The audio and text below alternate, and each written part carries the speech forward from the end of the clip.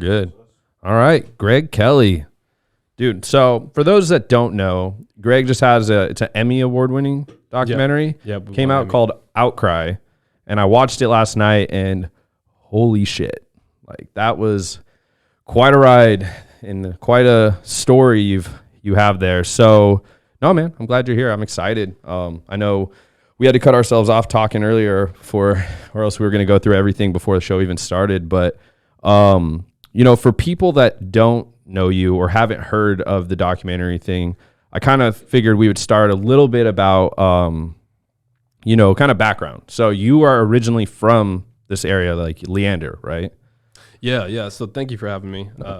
Really Thanks glad for coming. to be here. I'm from Leander. I grew up in Leander, born and raised. Grew up in the country. Come from a mother and father and 4 older brothers who were just great. I just grew up as an all-American, normal Texas kid growing up playing sports. Okay. And so here, let me fix this for you real quick. Yeah. It happens. So you playing sports. But specifically what put you on the map was football, and you were, played at Leander High School, and you made varsity your sophomore year and just kind of took the school by storm. And, we're really starting to gain traction. And so, what were kind of the accolades with football, just to kind of start, to kind of give people an idea of how quickly you were rising up the ranks in football? Yeah, so I grew up playing sports. Like I said, I started playing Pop Warner football when I was a kid. Soccer, just a multi-sport kid, and went to high school. All through middle school, played sports. In high school, I found out that I was a little bit more developed than everybody else. Actually, in middle school, I was a little bit more developed than everybody else. I, was 6'1" in 7th grade, and actually never grew anymore as far as height wise. So I just started putting on more muscle, and with football, it started just becoming really easy for me. My freshman year, like I said, I really didn't come from much. So football was something that I figured out that I was good at. And I wasn't the best student. I started getting serious in class my sophomore year. But I knew that football was going to get me out of Leander one day. Yeah. And so I started just utilizing that, started focusing on it, stopped playing other sports. And all at the same time, I had a girlfriend who's now my wife. We'll talk about her in a little bit. Oh yeah, the ultimate ride or die right there. Yeah, I'll get into depth on that. Yeah. But this awesome woman, I got to meet her when I was in 8th grade. We dated all through high school, so it was really just hanging out with her, getting to know her, working out in the gym. Knew that football was going to get me somewhere, and so I was focusing on that, and I got to make varsity my sophomore year. I got to play a little bit my sophomore year, started my junior year, got some district honors my junior year, and the end of my sophomore year, I got my first Division I scholarship offer to Texas State. And then junior year came around, got an offer from UTSA, Rice University, North Texas, a couple other smaller schools. But it was just a huge feeling of accomplishment for me, because I knew that, I'm going to go to college, and it was just something I was getting ready for. And you committed? I committed UTSA.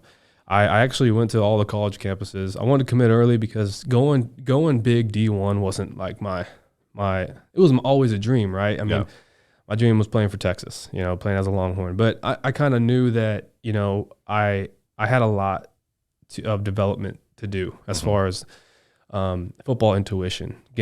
I sucked at watching film. I hated watching film, and I knew that was something I had to grow into, something I had to mature in. And so I wanted to go to something small first, but still D1. And so and I wanted to play, and I wanted to start really early. And I knew that at a smaller school, I'll be able to do that. So at the time, UTSA was being coached by Larry Coker. Neil Nethery was the defensive coordinator at the time, and he was recruiting me, and he brought me over to UTSA at my beginning of my junior year, and we got to see the campus. I got to see the football facility. I got to see the dorms. And I kind of fell in love with the campus. I knew it wasn't too far away from Austin, and you know what, it just felt like home. It felt like something that I could be at for the next 4 years. So I committed to them. Awesome. And then, so was it your junior or senior year you ended up moving in with a friend? So how that happened was, you know, like I said, I lived in the country. I lived about 20 minutes away from Leander High School.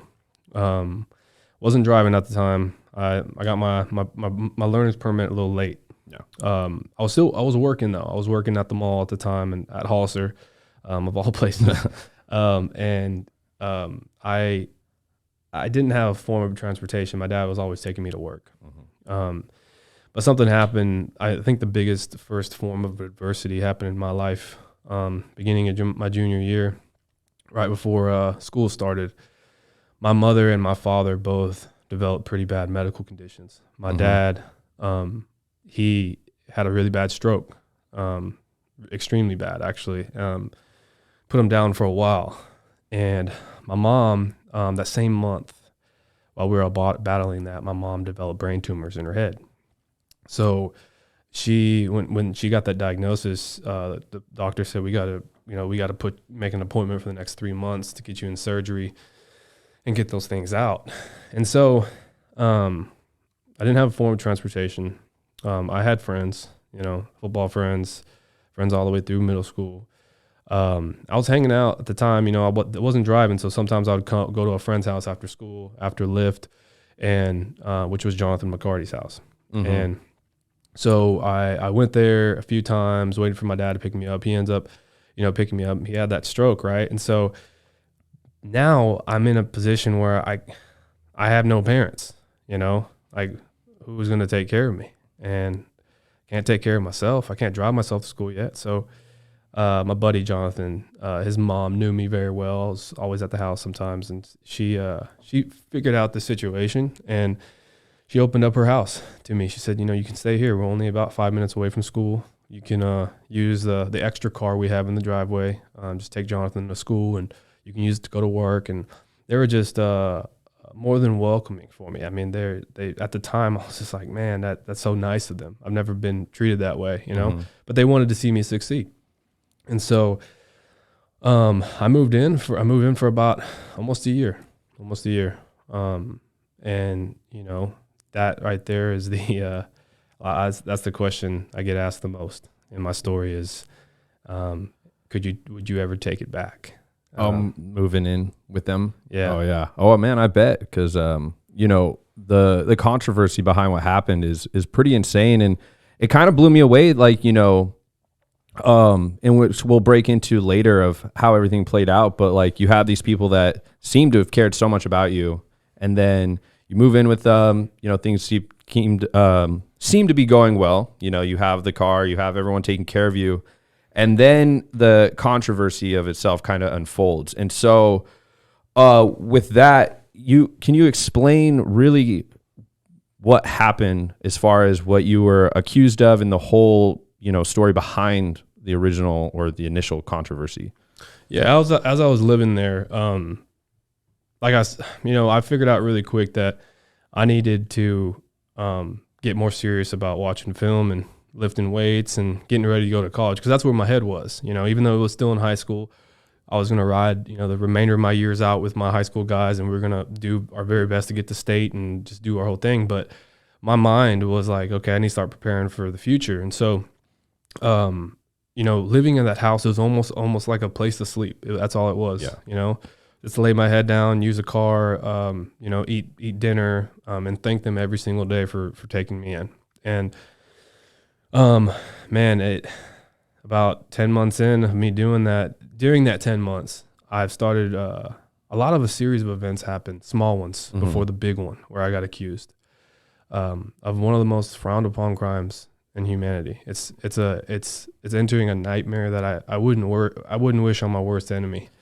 And the series of events that happened during that 10 months, while I was in and out, working out, going to work, I started seeing a behavior change, and at the time, my best friend Jonathan, who is the son of the woman who took me in, I started seeing a behavior change in him. I started seeing him act weird and funny, bringing weird people to the house, because the house was kind of an in and out bus station of just people coming in, playing video games, people, I don't know who they are. And It's just the hangout spot. Just the hangout spot, you know? And so I saw his behavior starting to change. He's become more disrespectful to me, to his mother. And then I remember one time, man, I remember just hearing a big ruckus going on downstairs. And Jonathan's mother found like a big old sandwich bag of Molly. Oh shit! And Xanax bars and just a bunch of crazy stuff, dude, in his bag. And she just flipped out. And I remember like Jonathan was like, I don't know. I mean, it was complete chaos. And at that moment, man, and I should have listened to myself. At that moment, I got this feeling in my gut that I need to leave. I need to get out of here. And I just shut it up. I shut that voice up. And fast forward a little bit, you know, Jonathan gets punished, whatever, right? Some more stuff happens. I'm hearing rumors that Jonathan's hanging out with this guy at the school who is known for selling drugs, you know, to a bunch of people. And I finally confront him about it. I said, man, what are you doing? I was like, man, you're like my little brother. And what are you doing? You don't need to be doing any of this stuff, you know? And he's a great athlete. Jonathan was such a great athlete, super strong. His dad was a power lifter. He got the genetics of just freakish strength. He was just undersized as far as height-wise. So he never really got looked at as much in sports. And so, but he was quick, extremely quick. One of those like... What position did he play? He backed me up. Oh, really? Yeah, he backed me up. He was third string, right, at the time. Yeah. When I was a sophomore, he was a freshman. But he backed me up because he was just extremely quick. Yeah. Extremely quick. Just, you know, he was that 20-yard quick, you know, and you give him the ball, he's going to get 20 yards for you. That's it. And so he had that going for him. I'm like, man, just utilize that, man. Zero in on that and utilize it. And he, as much as I tried, it really never got into his head. He wanted to do something else. Yeah. And I don't know if he was going through some pain or something, but there was something there. And I tried my very best. And I just kind of cut him off, you know. If I cut off, because I couldn't hang out with him. I knew what he was doing. Yeah. He was doing a lot of drug stuff. It becomes an anchor. And he started selling it. And I knew he was selling it. And I was like, man, I need to get out of here as soon as possible. I remember calling my mom now. This is about 8 months into the house. I remember just sitting there and I'm like, Mom, I got to leave this place. Like I think something bad's about to happen. And my mom tells me I'm going to be coming home in about a month. She's in rehab. She's, you know, she's doing all these tests and stuff and making sure that she's going through recovery. Yeah. Going through recovery. And so, man, she ends up getting better. Right. In about 10 months, I end up moving back in with her. I'm using the car that they lended me because I'm still working. I still need to make some money. My parents were not making money. So that was my life. I was going to school. I was training. I was going to Golds at 5 o'clock in the morning, right before, you know, literally practice starts at spring. Spring practice starts at 6:30 or 6 o'clock in the morning. I was going to Golds from like 4:45 to like 5:30 just to get a quick pump in and then go straight to practice. And then after practice, go to school, do what I need to do at school, go in for an afternoon lift, just stuff my face with food, and then go to work, man, for 6 hours, get off at 10:30, do whatever homework I can till midnight, and go to bed and wake up all over again. I was running on like 5 hours of sleep. Hustling, dude. I mean, I didn't have a choice. You know, I needed the money. Nobody was giving it to me. I didn't have parents at the time. And so, I was learning to persevere. I was learning to survive. And, I moved back in with my mom. My dad's still going through rehab. Today's episode is brought to you by ReGen Health and Wellness. The team at ReGen Health and Wellness is devoted to helping patients revitalize, repair, and renew the optimal blueprint of yourself. They provide an individualized and concierge model of healthcare, empowering patients to optimize their health span and overall quality of life. It's said no one can escape father time, but almost everyone can make the conscious decision and commit to living better and healthier lives. It begins with a mindset. They offer both in-clinic and telemedicine consultations. So whether you're due for a routine checkup or struggling to hit your health and fitness goals, go online or give them a call to schedule your appointment today. And I'm living with my mom, right? And I go to summer starts now. This is the summer between junior year and senior year. Yeah. And what year was this? This was in 2013. Okay, cool. And so summer going into my senior year, I'm going through the summer strength and conditioning camp going on at the school, right? And I remember getting out. This is about a month after I moved out of that house. Mm-hmm. And by the way, that house was also a halfway like in-home daycare. Yeah. Right, and that's really important on what I get to next. Yep. So it was always an in-home daycare. During the day, there was maybe between 6 to 12 kids there, downstairs in a little playroom, right? And all of our rooms were upstairs, right? And so, I get out of strength and conditioning camp, and I remember looking at my phone. I get a phone call from my brother, and it was multiple phone calls, and then there was a voicemail, and I listened to the voicemail, and he states, "Man, there's something going on at Shama's house. Shama's Jonathan's mother. Something going on at Shama's house. There's a parent that has going on with these mics real quick. Here, you want to get really close because this is super important. I don't want people to miss it, so I like to stay this close. Keep from turning your head that way when you talk. Yeah. Okay. Sorry. So sorry. Continue. Yeah. So something crazy happened, man. I get a phone call from my brother. Mm-hmm. It's a voicemail. I listen to the voicemail, and just to kind of summarize it, I don't know word for word, but he pretty much states that something's going on at Shama's house, man. There's a parent there that said that their child was sexually assaulted. He didn't say who yet, and I said, "That's crazy, man." I'm like, "Shama's house?" And he's like, "Yeah, man." And here's the thing: is that like the parent is saying your name, Greg. He's saying that his kid said Greg, and that's when like I stopped and I paused, and like, what the hell is going on, man? You're joking with me, and then like, cause this is a brother that jokes with me sometimes. Yeah, like stop messing around, dude.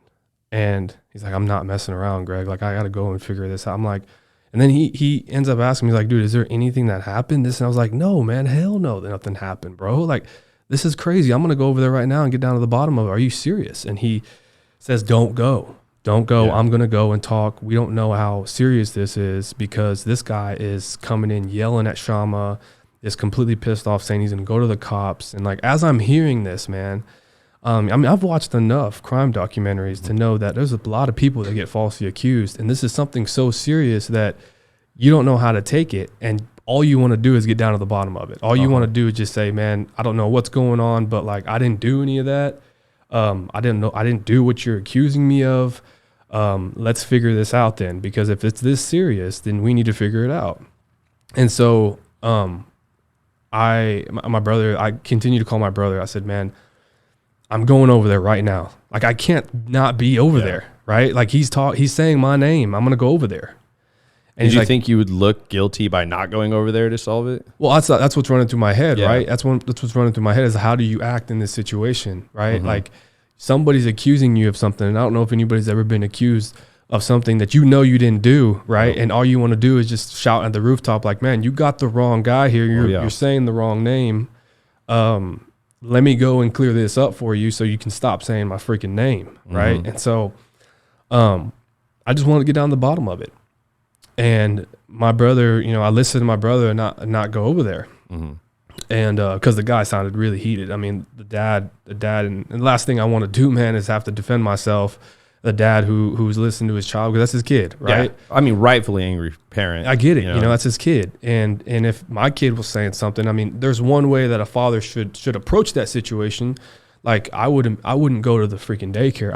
I would go to the cops. Yeah. I would immediately go to the cops, because the moment that you overstep the cops, it just really messes a lot of things up. Mm-hmm. And so that's what he did. And the guy's chock full of emotions. I mean, I can tell my brother was like, man, he's like getting in Shama's face and this and that. I'm like, if I go over there, something's going to happen, and I'm just going to make a bigger deal than this. Right. And so that makes sense. Yeah. And I'm just trying to like critically think about this whole situation. And I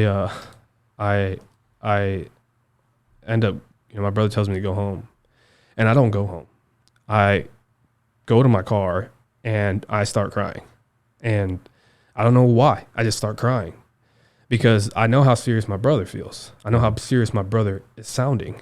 And I just, as I'm going home to my mom, I just sit there and I sit in the car and I'm just trying to refresh my phone to see what's going on next. I'm calling my brother. What's going on next? And he calls me and he says, "Man," he said, "you're going to go to the cops." I'm like, well, which cop? Let me go to the police station right now. Mm-hmm. And he's like, no, man, we need to get an attorney, because this guy completely is sold out, believing his child said your name and that this is what happened to him, this and that. I'm like, how do I get an attorney? Where do we get those? All right. And I'm sitting in, I don't know how to answer these questions. I don't know what to do. Well, yeah, you're a high school kid. You know, this is a lot of weight for a kid to take on and, you know, be asked all these questions. And then from someone in your position who had to go through a time where you didn't really have the parental backing, you know, that most kids will usually have, because, you know, your parents were going through something like that, would be terrifying. And so you end up, you know, finding an attorney. Yeah. So I've never lived a life, dude, of crime. I've never lived a life where I needed an attorney. You know, that was the last thing the only thing I know about attorneys is what I've seen on, you know, free cable on Law and Order. You know what I mean? And so I didn't know how to reach out to one. I remember telling my brother, I was like, do we go to the Yellow Pages? Like, where do we go? And I'm thinking about all the attorneys I've seen on billboards and all this. I'm like, I don't know what to do. And so Shama, we end up getting reconnected with Shama, and I hear about how the guy treated her, and he was in her face, like literally, like dang near, like touching her, like shaking her, right? And she said, Greg, we need to get you lawyered up. We need to, like, I don't know what's going on, but we're gonna get down to the bottom of this, right? And she's like, I know an attorney. I've known her for a while. She's represented my son before, and I'm like, well, is she a great attorney? Because I need somebody to defend me right now. And she said, oh, she's the best. She's the best. She's a super lawyer, right? And I was like, okay, give me her number. And we get her number, and we get in contact, and I go and see her, and I talk, and, you know, we do the whole deal. We get to know about the accusation and all that. And she represents me, right? We pay her. We pay her a pretty big retainer to start the work, right? And this was I drained my bank account to do it. Oh, I bet. I'm working minimum wage, and I'm saving all this money up for college, and I'm draining my bank account to pay a retainer for this attorney. My parents can't pay for it. Nobody's gonna pay for it for me. And so that happens, and I then wait. I just wait. And man, I don't know if anybody's ever been through a situation where you're going through absolute hell, and you've got to put on a straight face. You got to put on a face like you're not going through hell. Oh yeah. You know, you're going through hell. You feel like you're not alive, and like somebody's trying to kill you. What's next? Is my face going to be all over the news? I've seen it happen. What's going to happen next? Right. And that same week, man, that I'm fighting all of this is within a 2-week window after accusation. I'm going to LA with my girlfriend, Gabrielle, at the time. I'm going to LA with her parents, and we're going to go and watch the ESPYs.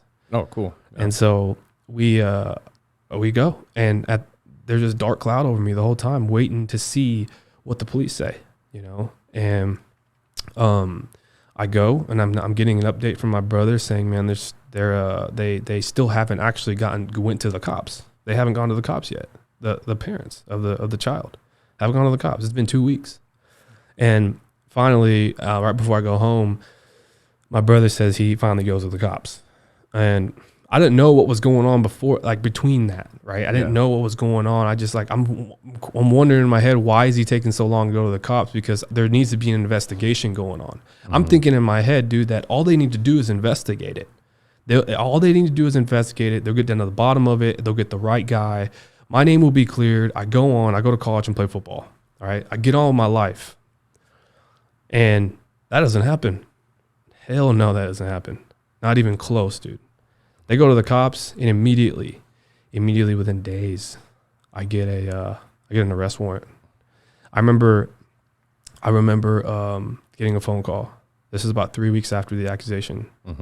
The dad showed up to the house, right? 3 weeks later, I get a phone call from my attorney, and she says, you need to come in right now. And so I'm thinking, like, maybe there's some good news. And I go in, and I sit down with her, and she doesn't even say anything to me but look at me. And she's like, they just filed an arrest warrant for you, and you need to go turn yourself in. I remember the first thing I said, I was like, I didn't fucking do it. Yeah. I'm not turning myself in. I'm not saying I'm guilty. And she's like, that's not saying you're guilty, Greg. Just complying in a sense. I'm complying because she says you either do that or they come to your practice and arrest you in front of all of your buddies. Yep. And that's a surefire way to get your face all over the news. Mm-hmm. Today's episode is brought to you by Avatar Nutrition. It is always a treat to show some love to our sponsor, Avatar Nutrition. Avatar is actually owned by my friend Mark, who is a lifting buddy of mine from the gym.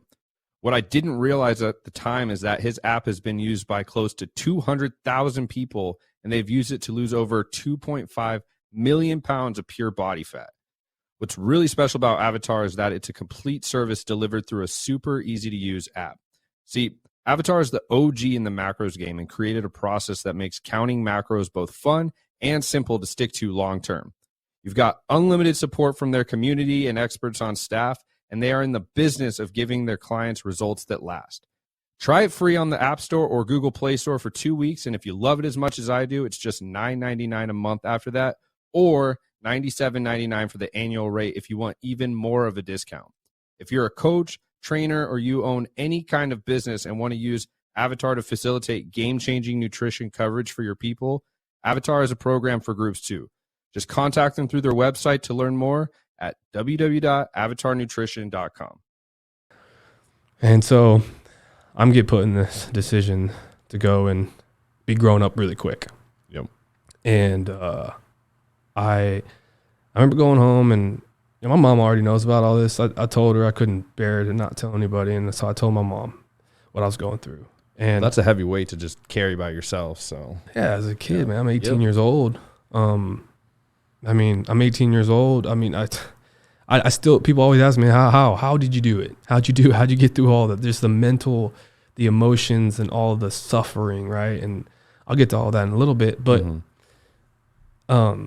man, I go and I have to go and pack. I mean, I have to go and, like, I don't know what I do. Do I pack for jail? And like, dude, I don't know, dude. And so I'm like, what do I wear? Is it going to be cold? And like, what's going to happen? Like, am I going to get beat up? And I mean, I've seen enough Netflix documentaries of prison and jail and stuff. And so I have to get in a car with my mom, and my mom ends up taking me one day, to the jail, man, the next morning.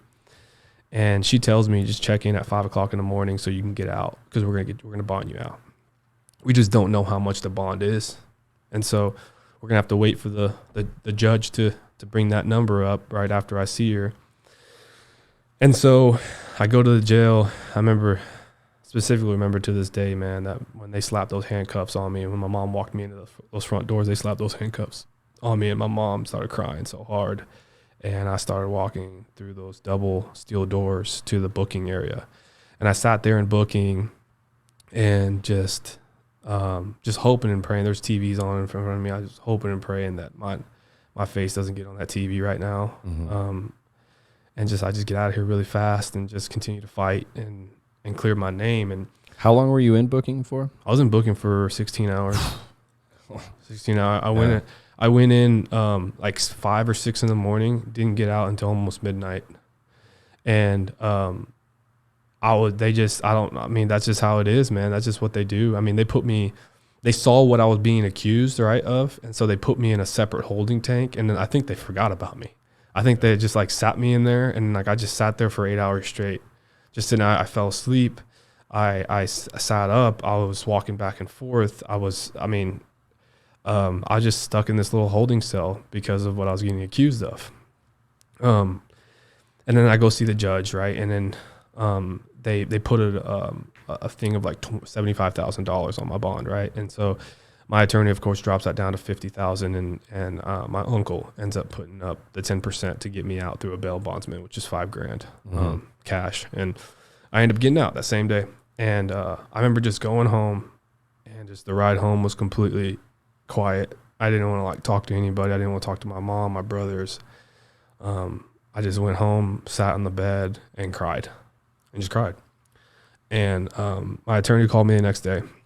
She actually texted me that night, asked me how everything was, and she's gonna call in the morning. And she ends up calling me the next day, and she tells me what's next. And what next is just wait for the investigation to happen. Just continue to do you. Wait for the investigation to happen. Continue to go to school. Go to, because it's summer, right? Go to practice. Just stick to your routine. Stick to your routine. You're not all over the news. Nothing's happening. You're not getting separated from the school district. Just continue your routine, right? And so that only lasted 3 days because it happened on a Friday. And then by Monday, all the news channels. I remember getting out and me and my mom was going to go eat that morning. And I'm getting out that Monday from Champions Course and going to a buffet, going to a China Star buffet situation. And I'm eating and then we get out back to the car around noon. I refresh my Twitter and, Texas star football player Greg Kelley, Leander High School, booked into jail for aggravated sexual assault of a child. And broken, it's so detrimental too. Just, putting an accusation out there, something that you haven't even been tried or, convicted or anything of. Like, people don't understand, especially in the sports world, like that's the death penalty for an athlete, just an accusation, because even back then and we'll break into it later, but it's so much worse now. But, an accusation for an athlete trying to, continue their career is, even when they're found not guilty, it's still, people don't care. It just lingers, and then it essentially it torpedoes their opportunities. And so I can't imagine how you would have felt. It's going into, senior year with everything in front of you. And then just to see that would just, it was a gut punch for me to watch, just from an athlete to watch another athlete go through that. It was, I can't imagine how you must have handled it. So it happens far too often to athletes, man. And maybe it's just a platform thing. Yeah. Maybe it's, I don't know, maybe they've got haters, I don't know if I had any at the time. But I know that, I've read a lot of stories. I've got to, get in communication with a couple of athletes that ended up, getting accused. And, Brian Banks, I don't know if you know the Brian Banks story. Oh, 100%. It was one of the first things I put down when I thought of when I was watching the documentary was this is so similar to Brian Banks' story. Yeah. And, for a lot of people that don't know Brian Banks' story, he was a high school, 5-star athlete, whole future in front of him. Oh, animal, was accused of rape, from a girl that he went to school with. She totally fabricated the story, made it up. He did, I think it was 5 years in prison, totally missed out on his opportunity to go to. He did 8. Oh, 8? Yeah, it was 8. And then wasn't he committed to USC? He was committed to USC, and he had a lot of offers. I mean, he had 50 plus offers. He was a huge, I think he was the number one. Was he a tight end or something? He was a linebacker. He was the number one linebacker in the nation. Yeah, just everything in front of him, and then does his time. And when he gets out, that girl actually had found him on Facebook or reached out, and then she essentially had told basically confessed that it was made up because she got paid from the school, a huge payday for what she went through. And, this guy ended up getting exonerated from his thing. And but it's it ruined his life, or his opportunity to do what he loved at the time. And at that time, yeah. And that's just was one of the first things that I thought of when I first started watching the documentary was the accusation alone. And just everything that you went through from something that hadn't even, fully been proven, or, there was nothing that went properly, which we'll break into as well. It's crazy how something like that can just totally tank someone. It's in their kids too. Brian Banks was a kid. Yeah. He looked like an old man because he was an animal, but, so you get the news. You refresh your Twitter, it goes everywhere. Then what? It starts spreading. It starts spreading like wildfire, man. That was the original tear between our town. I grew up in the border of Leander and Cedar Park. Yeah, and there's a little rivalry too between Leander and Cedar Park. And that rivalry got involved too. I mean, Cedar Park High School started just being completely disgusting towards me, towards Leander, towards the football team.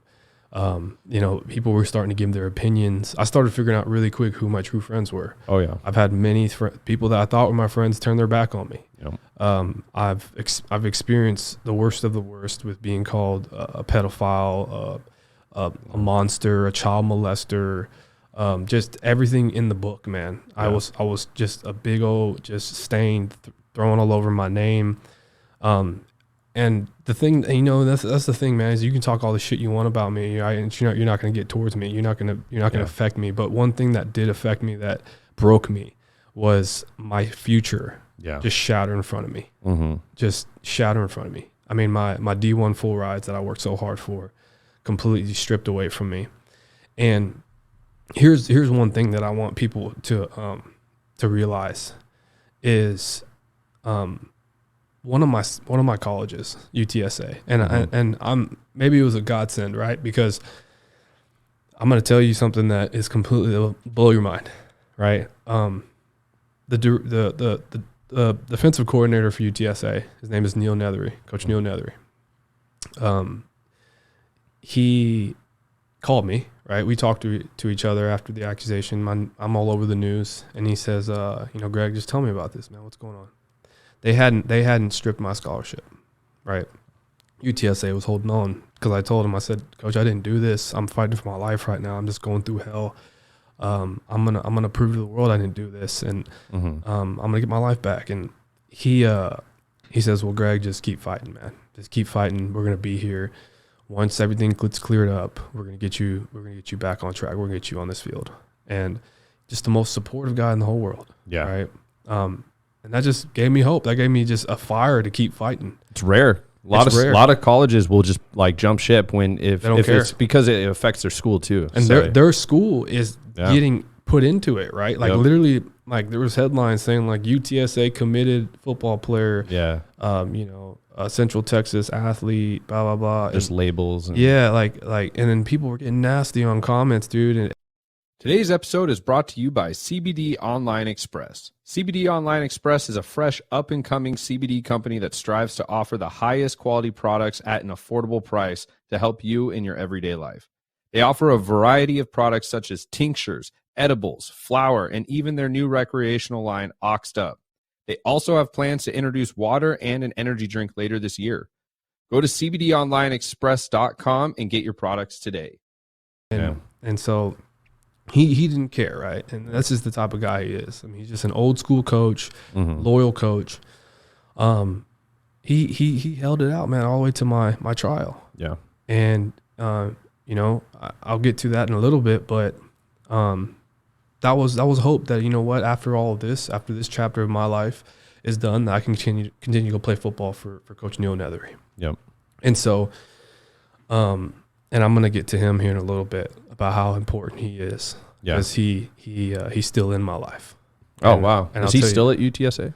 No, he's he's the defensive coordinator and assistant coach at Eastern Michigan University. Oh, okay. Yeah. We'll break into that later. Yeah. And so, big long waiting process, man. So I get, during the whole thing, I try to get answers from my attorney, right? Yeah.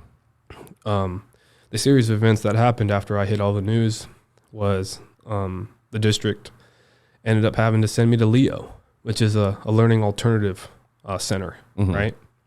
For kids who can't be in the high school, right? Either for disciplinary reasons or high profile reasons. Yeah. They've got to be segregated to an alternative disciplinary school. So while I'm in Leo, I'm still trying to wait for answers. I'm still trying to go to school and all that. But 1 month later, exactly 1 month later, this is what really crushed me again. I mean, you would think you're getting pounded, man, by these big old waves, and you don't know how much more you can take, right? Oh yeah. The psych behind all of it. And 1 month while I'm in Leo at my little cubicle desk doing my homework, I get called into the principal's office. And while I'm at the principal's office, there's a police officer waiting for me. And he ends up telling me, Greg, you're going to jail. And going to jail? What do you mean? He's like, why do I need to go to jail? And that's always been my fear, man, that like I was going to go to prison for all of this. Yeah. You know, they weren't going to get it right. And I was battling that all the way up to that day and after. But why that police officer was there was to arrest me and take me to jail because I was getting charged for another child. Oh, shit. Yeah. I was getting charged for a second child. Mm-hmm. Now, man, I mean, I don't want to live anymore. Yeah. You know, I want to die. This is not going right. I feel like I'm in a nightmare. I feel like I'm in hell. I mean, if this is what hell feels like this is what it is, you know. I'm being tortured mentally. I don't know what, like, I don't know how to answer these questions people are asking me because I just don't have answers. And except I didn't do it. Yeah, like, I mean that's what I kept telling them, right? Yeah. And they wouldn't want it, you know. Like even all the investigators that have ever talked to me, I just kept telling them I didn't do it. I don't know what to tell you. I didn't do it. Like, why can't you find the right guy? I didn't do it, and they just weren't listening to me. And that was one of the things that blew my mind while watching the show was that it kind of just seemed like all the parties involved, like no one was interested in trying to find reasons of why you were innocent. Like everyone was just so hellbound on this is our guy. I was being targeted. Yeah, it was like they didn't care about actually solving the problem. They just were like, how do we convict this guy? This is our guy. Like and you know, that was one of the things I noticed from just the get-go of the documentary. Yeah. And that's the thing is that you know, I got arrested, you know, again. I had to go through booking again. And I'm trying to figure out why. What is it? Is it another child? What's going on? And then I get to tell my attorney tells me that apparently a second child has come forward. And she ends up telling me that the detective has interviewed another child, and the child apparently, this is via the detective, has said my name. And of course, we've got to get down to the bottom of it. Why? Why is this? Why, if there's a second child, why is he saying my name? Well, I'm getting no answers. The detective's being very standoffish with my attorney. I'm having to put up more money, another $3,000 to get out of jail. I mean, I had to ask money from people. You know, Yeah. We have none, and it's either that or just stay in jail. And I'm trusting this attorney to do the right thing and just fight for me. And I'm thinking that's what she's doing. And now I have to go back to Leo, right, with 2 accusations now, no answers. Have to just put on this face of just trying to survive and see the next day. And because I'm trying to graduate early, I don't want to be there anymore. I don't feel like I deserve to be there. And so I just want to go home and be with my family, because I think that's the only time when I'm really happy. And so I try to finish up school really, really fast. And I'm doing double the work. I'm taking it home. I'm doing more work. And then I get the school board, the Leander ISD, contacts my attorney and says that we don't want Greg in our district anymore. We're getting too much heat, right? Too much controversy. He's in the news a lot. And they I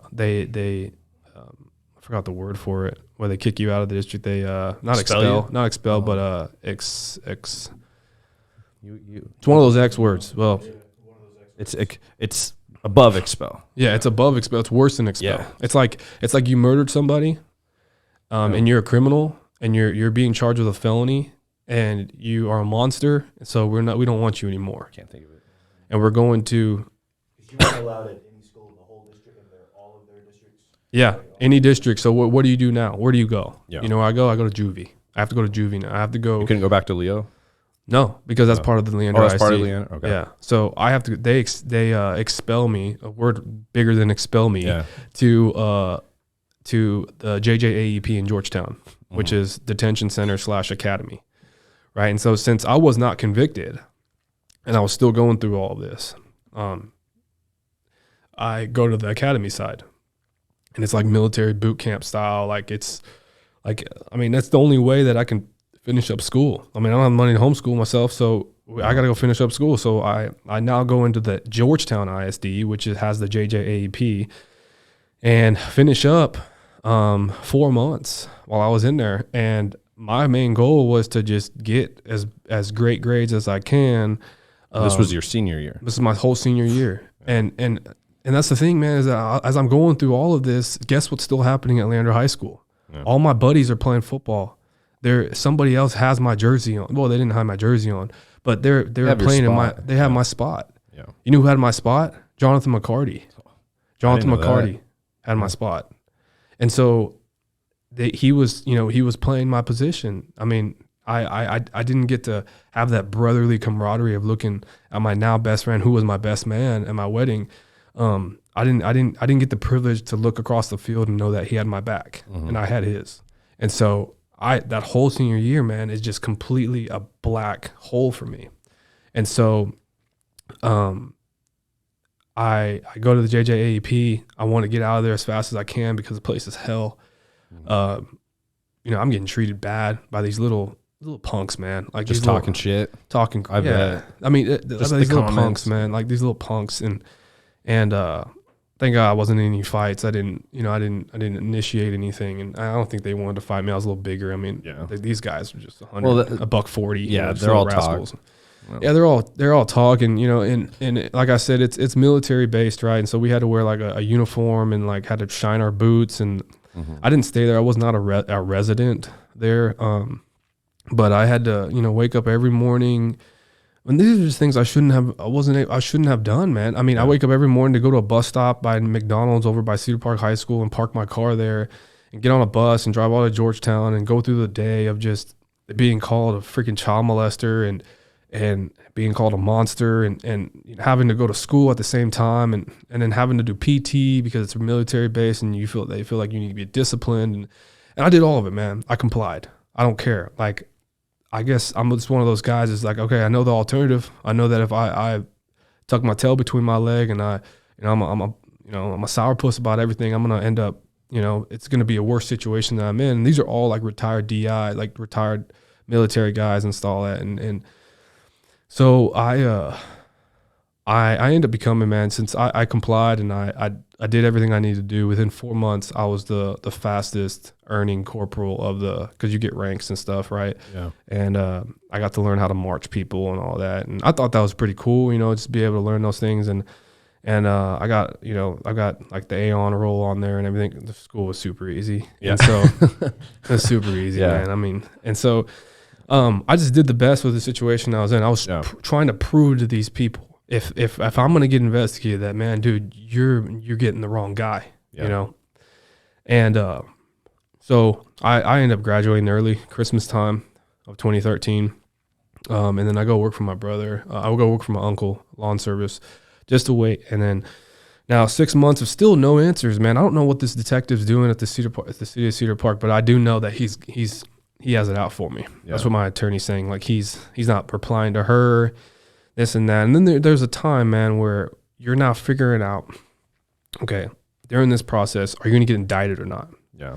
Right. It's because eventually they're going to have to, say the investigation's over. Now we're going to present it to a grand jury. The DA and the police department's going to present it to a grand jury. And is it enough evidence to persuade a grand jury to indict Mr. Kelley? If it is, then Mr. Kelley is going to now stand trial. And I get indicted. And I know what evidence they brought to indict me. And this is where the justice system's wrong. Mm-hmm. This is the first part of the justice system where they're wrong. This is point A. Mm-hmm. I got indicted with absolutely no evidence. Yeah. Simply on the testimony of a child, which is through closed circuit, right, camera in the little room. The CAC, the Children's Advocacy Center. Yeah. Just all it is a video of the kid just stating my first name as Greg, right? The first kid stated, Greg did this to me, right? Blah, blah, blah, right? So like that's what he used, okay? Now the second one, I got to figure all this out after I got indicted because it all got disclosed, right? I mean, you can see it now. Yeah. And so the second child actually never said my name. he actually reached out to the parents to have the kid come in. The kid never said anything to his parents or anything. Yeah. To have the kid come into the Children's Advocacy Center because he needed to strengthen. He wasn't getting anything from the first child. All the child is saying, yeah, great. And then the child's kind of like, back and forth about his testimony. And that's the thing is a lot of people are like, are you discrediting a child's outcry? I'm not. Yeah. What I'm doing is if a child shows form of confusion when it comes to identity, then that's as an investigator, now you need to pull from your hat of tactics to say, okay, I need to now figure out if this child's confused. If he is confused because he's saying this name and that name and Greg's not the only name he's saying, right? I need to now figure out, okay, I'm going to take this child. And this is just investigation 101. I mean, I saw enough movies to figure out that if somebody's confused with identity, you need to bring forth some mugshots, some pictures and say, hey, show me who Greg is in this situation here. Yeah. He never did that. Mm-hmm. Let me tell you a little bit what he didn't do either that we figured out after I got indicted. And this is before my trial. He never went to the crime scene. He never went to that house. He never went to the daycare. He never took pictures of that daycare. He never took pictures, and he never interviewed a single, I can't say child because he's interviewed a child, but he's never reached out to a single parent other than Hayden and, I'm going to say, I'm not going to say their name, but HL and LM. Okay. Mm-hmm. Just kid 1, kid 2. Kid 1, kid 2. That's all he reached out to. Yeah. Right. And he never initiated a sit down with me. He never wanted to talk to me. Yeah. So with that being said, all he did was make a phone call. He made a phone call to the DA's office saying, hey man, I got this video that I made with this kid. Right. The kid is given an outcry, which is an official accusation on video of apparently what happened to him. Yeah. And the DA then tells him, yeah, man, solid, bro. Let's go. Let's get him a arrest warrant. Right. That's where the arrest warrant happened. Yeah. Okay. So as I'm getting indicted, 4 months later, I have to stand trial. Yeah. Right. One of the things I noticed about all this too, to kind of bridge on what you were saying as well, is, everything just seemed really rushed. It seemed incompetent. It seemed like you said, the problem with the justice system was there was no evidence. A lot of it just seemed to be a he said, she said type of scenario, which the whole time I'm watching this, I'm going, is this admissible? Like this should be dismissed almost. Like there's just not a lot that as a viewer of the show, I'm going, at no point even in the show or anything, it never seemed like anyone, including yourself, were discrediting or trying to call the kid, like you had mentioned, a liar or anything. You were just saying like, I didn't do this, and you guys aren't really showing any proof to, back your statement and your accusation of me. And that was, as a viewer of the show, I was just watching going, I still haven't seen anything presented that is really kind of backing their argument. And, part of me is like, well, maybe they're just trying, in the documentary to, have Greg's back. I'm trying to stay like neutral here as I'm watching it. But then, as we learn more in it too, there's a lot of stuff. So, when did it start and how long was the trial? So it started beginning of July. Mm-hmm. Actually, I can't remember specifically the date, but it's July 2014. Yeah. So it's been over a year now that I'm about to be on trial. And so I show up let me tell you a little bit before trial, right? Because this is very significant. Yeah. This is another issue with the justice system specifically I live in Williamson County. Oh yeah. Which Williamson County has a very high conviction rate. Well, at the time, I don't know where they're at now, but of course, I knew a lot I had to dig deep about Williamson County and the county I'm about to be tried in. Yeah. And they had a 98% conviction rate. Well, Wilco's a pretty tough spot anyways. Yeah. Wilco's always going to be a tough spot because it's always going to be a good old boy country, right? Georgetown's very historical with the justice system, with the courthouse. They got a beautiful courthouse there, an old courthouse. Right in the center of town, too. Right in the center square of town. One of the first things I learned when I moved here was, hey, we don't mess with Wilco, like police, stay away from Wilco if you're, gonna get don't in drive trouble. through. Don't drive through Wilco. Yeah. Because you just don't know. I mean, you don't know if you're going to be that statistic. You know what I mean? An example. Yeah. They're going to, and that's what they want to do. They want to make examples of you. Yep. And so,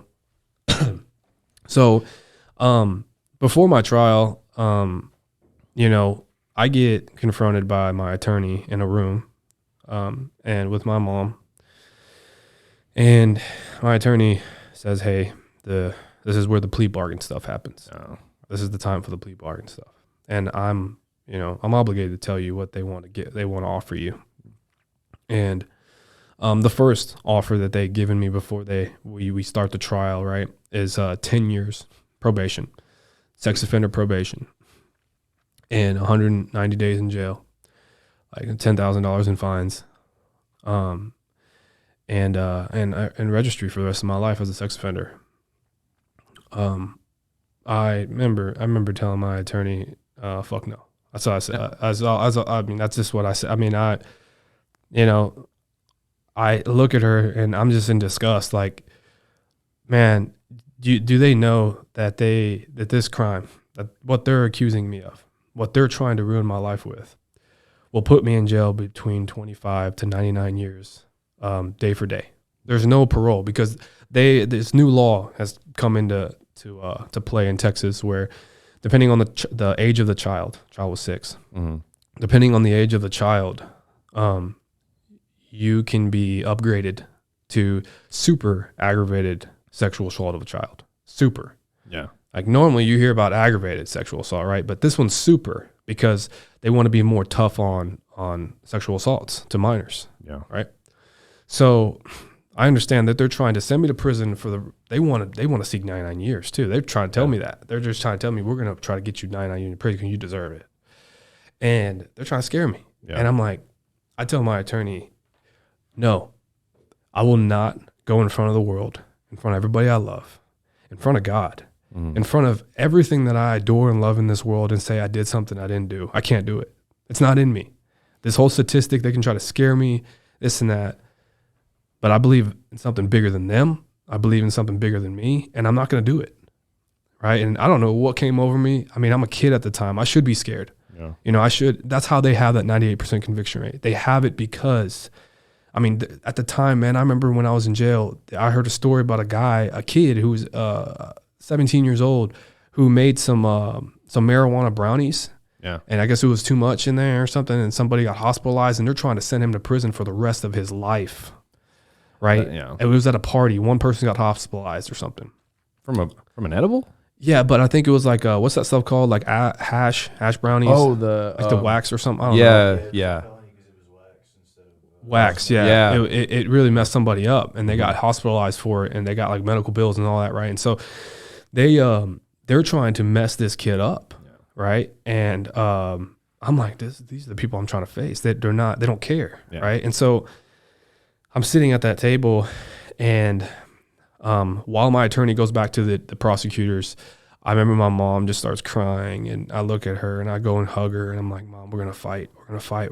I'm trying to convince myself to fight, and I'm having now worried about my mom and tell her to fight. Yeah. Right. And I end up getting a call from my girlfriend, Gabriel, and she tells me what's going on. And I'm like, I'm scared. I don't know what to do. I don't know to take this, and I'll be home, and I don't know what to do. And she says, Greg, you're a fighter. Like, you're going to get through it. We're going to get through it. We're going to fight like hell. She's being my rock right now. Yeah. I mean, she's that affirmation to keep going. Don't take anything they offer. They're doing their job. They're trying to, get you, and they're trying to get that notch on their belt. We're going to fight, and you're going to go home. And so my attorney comes back and said they want to now give you 5 years probation. 5 years probation. Another just overflow of disgust comes over me, because it's just not about me anymore, man. It's like they don't care about the victim. They don't care. I mean, what if this kid was actually sexually assaulted? You don't care about them getting justice for them. Like, if I was that prosecutor, I'd be like, if I fully believe that this guy did something to this kid, I'm not giving him anything. Yeah. I'm gonna give him something like maybe 20 years in prison, but 5 years in prison. I mean, 5 years probation, something fine, something days in jail. I say no. Let's go to trial. So I go to trial. The trial lasts 7 days. Yeah, I was wondering how long it lasted because it kind of seemed like in the show that it wasn't really that long. Like it was a pretty quick process. So it lasted 7 days. Lasted 7 days. 7 days of complete. I mean, I couldn't eat, couldn't drink. I was dehydrated all the time. I mean, I just didn't have it in me to stomach anything. I was completely nervous. Man, I don't know. I still think back and like all the emotion. I can't remember a lot of the trial because a lot of it, dude, I was so freaking hungry. I couldn't even remember things. You know what I mean? Mm-hmm. I just felt so run down. And then like just hearing like the prosecutors, just describing me, man, they compared me to Ted Bundy. Oh, you know what? I remember that in the show and I almost texted you because I remember texting you being like, hey, I'm about to watch this. And I remember almost texting you being like, this dumbass seriously just compared you to Ted Bundy. No, it's because he tried explaining that like, don't look at his face. Yeah. Like, Ted Bundy was a good looking, nice, average guy, which was such a horse shit argument. Like, and I do remember that. And I thought that was ridiculous. He was trying to cast down charm. Yeah. He was trying to say, you know what? Do not let his young good looks or whatever cloud your judgment on who he really is, right? And so he compared me to Ted Bundy. And I mean, I know who Ted Bundy is. Dude, it's disgusting to try to be compared. And then I told myself, I was like, man, I know who this guy is. So I'm not even trying to get my feelings hurt about it. Yeah. And then he's pointing at me, man. He's pointing at me saying, what he did, and I'm like, I want to break his freaking finger off, and this guy, man, you can't like him. I mean, he's one of those like frat boy, like, he's just one of those like Brocks, you know what I mean? Like he's a total Chad. Yeah, he's a Brock's total a new one. I've never heard Brock.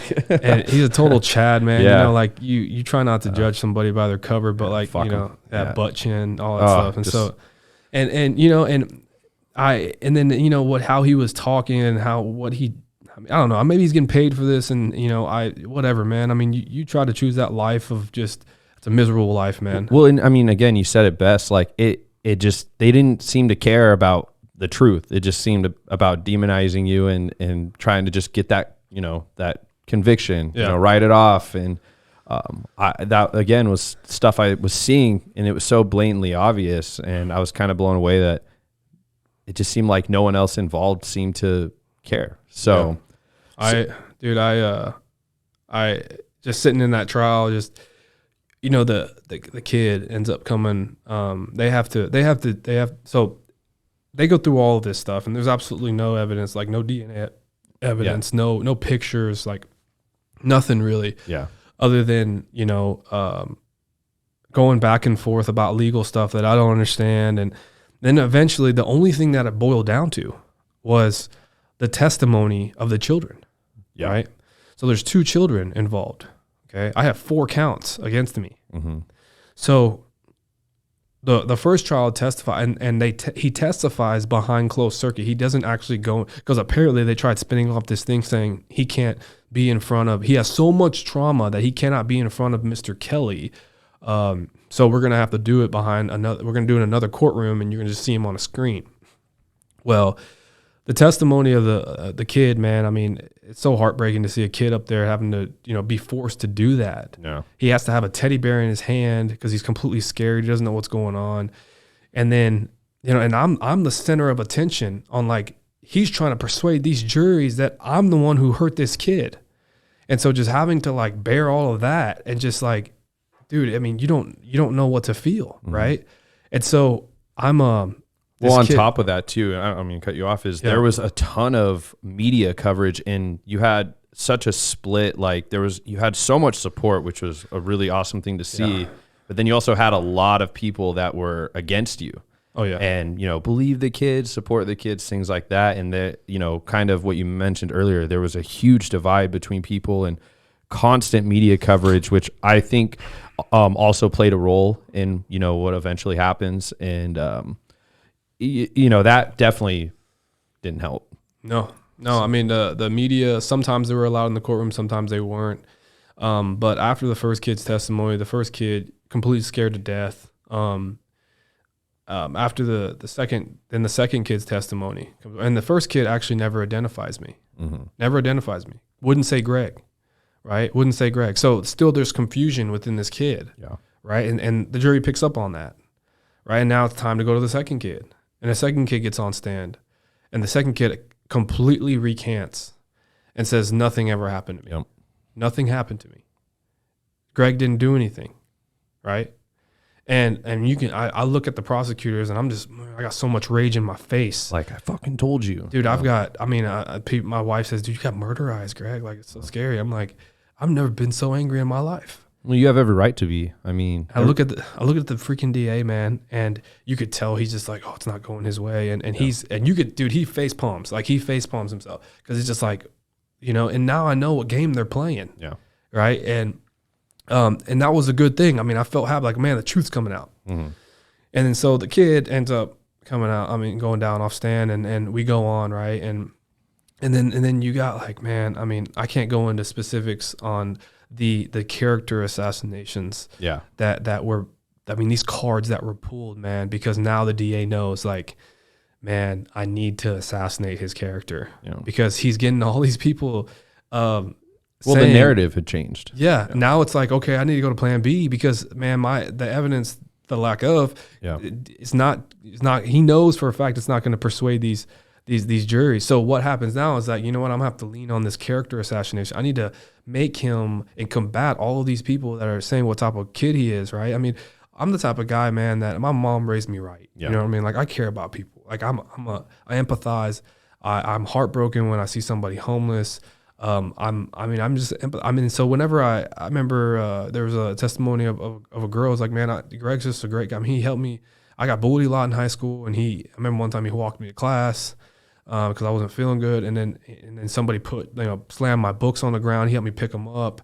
It's just different type of things, right? And I'm like, man, I've never heard this from anybody before. Like, this is awesome to hear, And that was a thing I noticed in the show as well. Is like, I've watched a lot of documentaries. I've really love documentaries, and a lot of documentaries do remain neutral. They don't really push a narrative. So, for example, Making a Murderer, right? Making a Murderer, they took that guy, I can't remember his name, but they made a whole case against him in the show, basically like showing some of the shitty things he's done, and stuff like that. There was none of that because, again, and I never had gotten the impression watching it because, we haven't met in person till today.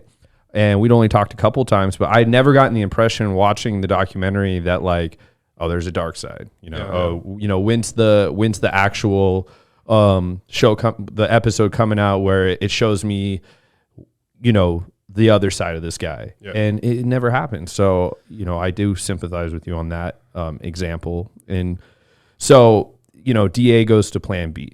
Yeah, DA goes to plan B. I get, man, like I said, I'm going through an active lawsuit against some of these people that have just tried to assassinate my character in this whole thing. And the big thing about it is their character assassination. Those cards they pulled actually worked for them.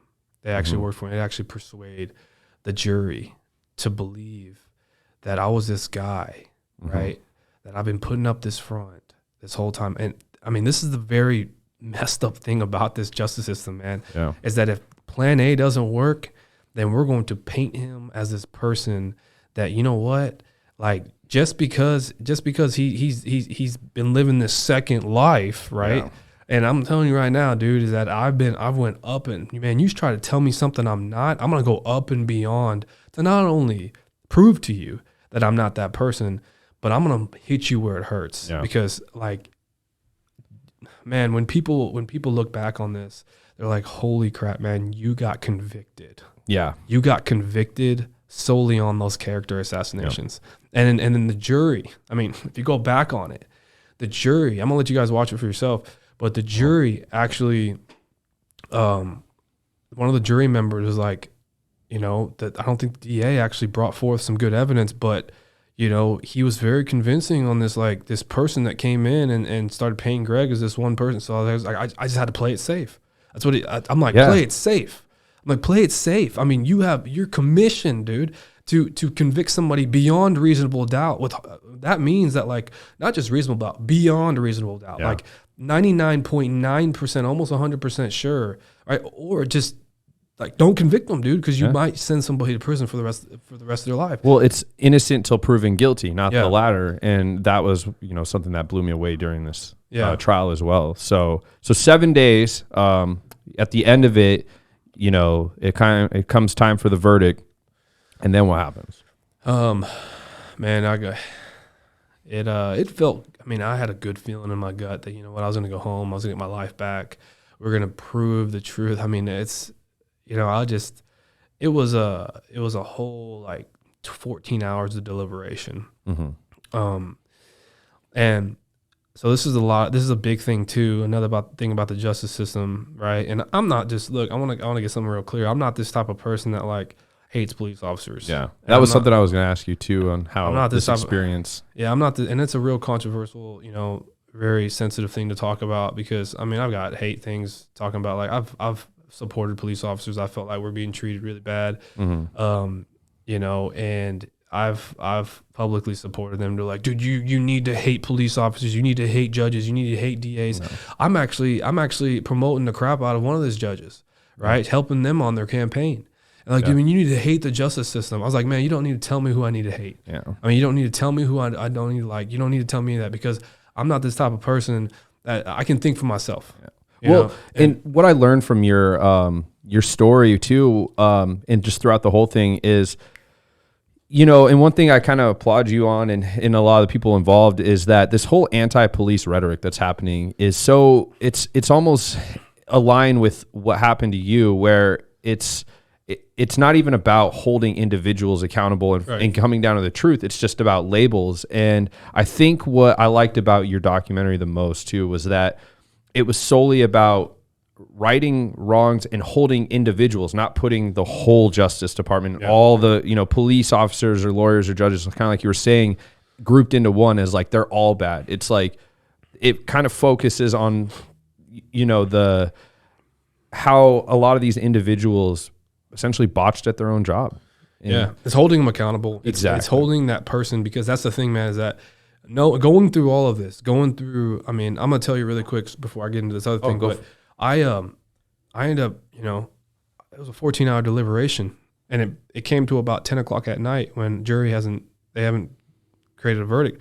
But I heard there's drama going on back there. Mm-hmm. I heard there's drama going in that room, that people are holding out and people are arguing. People are yelling, and the judge brings back in and says, hey, to the courtroom, hey, we're going to have to, maybe continue tomorrow if you guys can't find a verdict, right? Which that means is that you're not going to be able to go home. You're going to go to a hotel. They're going to put you in there. You're going to come back the next morning, and you're going to continue deliberating. And so within 5 minutes later, man, this just goes to show you, man. 5 minutes later, I'm helping my attorney put her stuff in her car at the time, and one of the bailiffs comes out to the court outside those doors and says, hey, they found a verdict. They have a verdict. And I'm feeling good. I'm walking back in. I'm like, man, but then again, I'm like, there's still this dark cloud over me, man.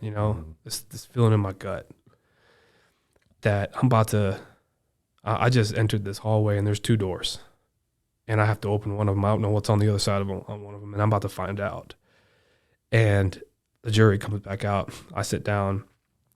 Everybody's like on the edge of their seat in the courtroom, and they hand the piece of paper to the judge, and the judge starts reading off everything. And it's just, my heart's beating. I don't know what to do, and I have to stand up. Yeah. And I just hear they start going off these counts, and the first one was for the first child. The kid number 2? Kid number 1. Oh, number 1. Okay. Kid number 1, guilty. Then the second count for kid number 1, guilty. The first count for kid number 2, not guilty. The second count for kid number 2, not guilty. After the first guilty, I go through this. I don't even know. I feel like it was an out of body experience. I don't remember much of it, but you can see it on the doc. I like crashed into my chair and I crashed my head against the table, and I remember pounding my forehead on the table, not believing what just happened to me. I remember pounding my forehead on the table, and I just kept yelling, I didn't do it. I didn't do it. I didn't do it. And everybody's crying in the courtroom. Yeah. I hear just wails of crying. All of my friends were there, my supporters, people that have stood up for me, my family, and even the haters were there, and they were just quiet, and the jury's watching me beat my head against the table, and the police officers have to put handcuffs on me, and as they put handcuffs on me, I look at the DA. The news caught a glimpse of this, but I look at the DA and I'm all red, snot running down my face, and he's just has this biggest grin, smirk on his face, just looking straight at the judge like this, just proud chest, looking straight at the judge, and I'm trying to stare at him right in my eyes. I'm like, man, look at me, mother effer, just look at me, and I go and I get walked to the back, and I remember having to sign this paper up by the judge. Yeah, this was the important part of the verdict was. Well, I'm gonna get to the sentencing thing. The appeal controversy. Yeah, I'll get to that, but I just have to sign. Turning off that. Yeah, I have to now sign this paper saying that I understand what just happened to me in front of everybody and next to the judge. And I remember before I go past those doors, I blow one kiss to my family. Not knowing what is going to happen to me next, not knowing because it's so public, man. All Central Texas knows what's going on, especially people in that county jail I'm about to go and enter. And I blow my kiss to my family. It's not blowing my kiss to my family saying, hey, I'll see you tomorrow. It's blowing that kiss to my family, like in case I don't see you tomorrow. Yeah. And so that was the thing I was the most scared about, because I don't know if somebody's going to kill me in there, right? And so. And I mean, one of the things you had mentioned in there too is going in with that verdict over, basically what you were found guilty of is like, it's probably one of the worst things to go into prison with too, is that label. Yeah, I was, they labeled me a child molester. Yeah. They labeled me a pedophile. I was labeled everything in the book. And I go through those doors, man, and I remember going to a separate courtroom with my family, and I have to say goodbye to him one more time. And Gabrielle, my now wife, is she's clinging on to me. She won't let me go. Yeah, and she and my whole family won't let me go. And there's like. And my attorney, Patricia Cummings, comes in, and you can tell she's like on the break of going crazy right now. She's so emotional, and she's just like, I remember the only thing she tells me, she sits me down, and she looks at me, she's like, I'm so sorry, Greg. I'm so sorry. And I'm trying to be the best person I can be, right? And I'm like, Patricia, you did the best you can. You did the best you can. All right, thank you. All right. I can't control the situation, It is the like the typical epitome of, you cannot control your situations in life, but you can control your attitude. And I still tried to give her grace, right? In that situation, I'm like, you did the very best you can. And that's all that matters. I mean, we were fighting something bigger than us right now. Yeah. Right now. And I had no idea the stuff that were going on behind the scenes with her. But she broke down, and I remember she's like against the wall, like putting her head against the wall, just like, I don't know, doing some weird things. And I pay no mind to it because I'm just saying bye to my family, and I'm getting taken away. I go into the jail, and that first night in jail, I know that tomorrow's going to be the sentencing hearing. And everybody's going to come back, and I'm going to be sentenced. And I don't know what the sentence is, but I know it's going to be 25 to 99 years. I get put into a suicidal cell in medical at the county jail. And I just sit there, and I remember sitting there on my bunk with my head down, just closing my eyes, just hoping that I could wake up, thinking like, if this is a dream, just wake me up. And, I end up falling asleep after a while, and I go into my sentencing. They take me to my sentencing hearing, and I I'm there with my family, and I sit there in like a room like this with a table, and my attorney comes in, and she states that, hey, I talked to the DA this morning and the judge, and they want to come to a sentencing agreement, right? I've already been convicted. Yeah. Right. Now it's the next step, the sentencing. What number are you going to get? How long are you going to go to prison for?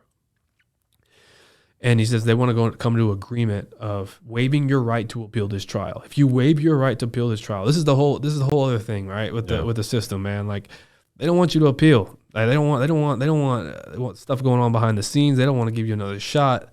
They want to just, nail your grave, put you in the ground, and it's done. Right? Yeah. On to the next. On to the next, man. And so she says, hey, they want to, give you the opportunity of pretty much sentencing yourself to 25 years, right? Yeah. Giving you the option, giving you a choice to sentence yourself for 25 years, day for day. Or she says exactly like this. I mean, man, you want to talk about the power of words. She says it exactly like this. And I don't know why she had to say it like that. But she says, or give it back to the jury that just convicted you. I'm like, come on, man. Yeah. Give it back to the jury that just convicted you. A day after you just went through like something so terrifying and terrible. Like, yeah. So I'm like pondering that. Like, man, dude, like, they didn't want to lose sleep on sending me to prison for 25 years and 99. They didn't want to get boarded into a hotel to see if they can find the truth.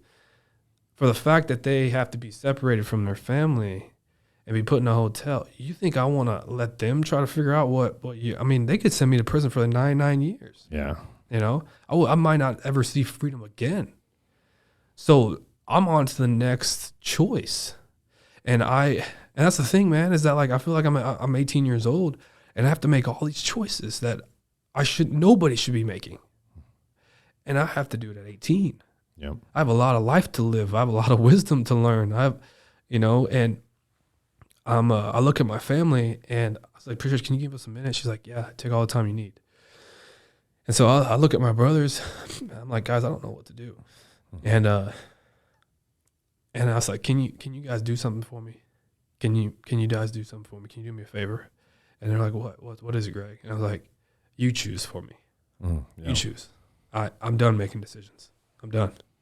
And I remember they talk. I'm like, I don't want to know what you guys are talking about. You choose. And they choose 25 years, and waive my right to appeal. That means I have no shot at all to appeal anything that just happened in my trial. Mm-hmm. I cannot bring forth anything. If I want to appeal, I can still appeal, right? But I have to appeal anything that happens after my trial. I have no idea at the time that there's anything I can appeal. I don't know until we get an appeal attorney, which, we end up doing. Mm-hmm. But everything that's in trial is not fair game. You can't use it. So I said, okay. And so I tell Patricia and we come to an agreement. The jury doesn't have to come out. I just sign a piece of paper in the courtroom and I blow another kiss to my family and off I go to prison. Yeah. Of course, I'm in the county jail for 30 days before I catch chain, which is like, catching that bus to TDCJ. I get transferred. At the time, they're trying to figure out an appeal attorney for me. But, yeah, man, off I go. I go to Texas Department of Criminal Justice. So how long, before we get into the whole next chapter, how long were you in prison? Can I blow my nose real quick? Yeah, go for it. Yeah, okay. Yeah, no, you can run to the bathroom. That's okay, cool. Yeah. So we're back. So you're heading to prison. So before, like I said, we get in the next chapter, how long were you in prison? Totally with county jail and prison, almost 4 years. Okay, wow. So now the game changer, the next step of the chapter. Let's start with, who is Jake Bryden? So as I'm going off to prison, this is actually about 2 or 3 days after I was convicted. Jake Bryden, who went to Leander High School, Leander native, owns a construction company here a roofing company here in Central Texas. He actually reached out to my I think it was my father-in-law, David. Yeah. My father-in-law, is pretty well known in Leander. He was a leadership coach at the high school. He was a golf coach. He's just known. I mean, he could run for mayor and make it. I mean, he's just known by everybody, right? As just a stand-up, very faith-driven guy who will literally go out of his way to do anything for you, help you move, whatever. Yeah. Great guy. Jake was a student of his. Okay. Oh, okay. So that's the tie he has. That's the only tie he has with anything with me, is my father-in-law, who wasn't my father-in-law at the time, but he respected him very well. So he called him. He said, "Hey, I can't stop like seeing this Greg Kelley thing on the news, and I just saw you on the news and at the courthouse. Like, what's going on? Why were you there? I just can't stop thinking about it. I heard that he's got convicted of something, and he's just checking in with David, right?" David tells him everything, like, "Hey, man, this is my daughter's boyfriend. He's going through something right now, Jake. I mean, they're trying to target him for this. He got convicted. I mean, the justice system's just having their way with him right now, and he's going to prison. And he didn't do it, Jake." And Jake's like, "Well, how do you know he didn't do it?" Jake's asking those questions, and Jake's a question asker. I mean, he has questions about everything. And he's like, "Jake, I know Greg. I mean, I've seen him around my daughter. He's told me straight up to my face when I asked him. I remember David was one of the ones I asked him. I went to right after my mom, and I had to let him know before I let my girlfriend know. I went to her dad before I even told my own girlfriend, and I went to her dad because I didn't want the head of that household to think different of me, right? Yeah. Because I knew how Gabriel was going to be supportive. I knew how she was going to react, but I was going to marry this woman, right? So her dad meant something to me. I've always respected it. I was about to take his class my senior year at leadership. I was looking forward to it. So I went to him, and he's a leadership coach. He's there to give you advice because I needed advice. He told Jake, he's like, "Man, I know Greg." He looked at me straight in the eye. He told me he didn't do it, and I believed immediately. And so I'm fighting for him. And so Jake was like, and Dave was like, "Jake, can you step up in any way? Like, can you, I know you have some influence, this and that." He's like, "Well, let me go do some investigation first." And Jake does. And he's like, "I'll call you back. But I'm going to let you know, David, like, and Jake's not about, I mean, he feels a very strong way about sexual assault. Yeah. And he's like, if you're lying to me, I mean, I can be your best friend really quick, but I can be your worst enemy really quick." I mean, he states it just like that. And that's just how Jake is. He's a straightforward shooter, Yeah. And he ends up telling David, he calls him back and says, "Hey, man, yeah, we need to save this kid's life."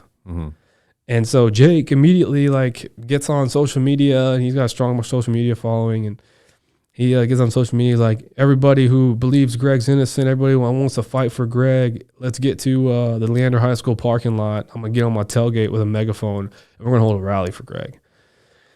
And they do. I mean, he goes to Radio Shack and gets a megaphone, and it's literally raining that day.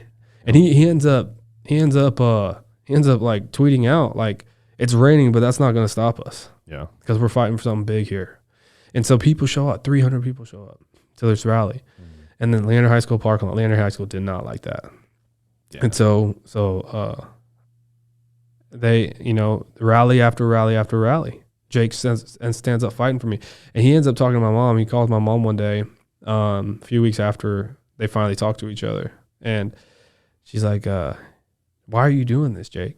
Why are you doing this?" And he says, "Miss Rosa, I'm a believer in God. I believe that, I have this conscience, and I have this thing that talks to me each and every day.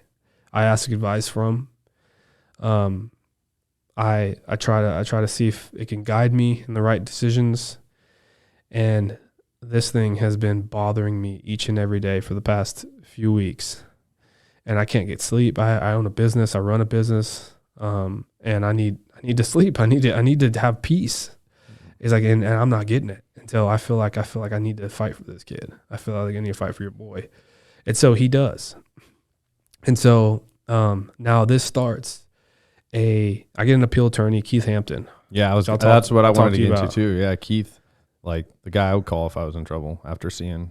Yeah, he's a superhero, man, of an attorney.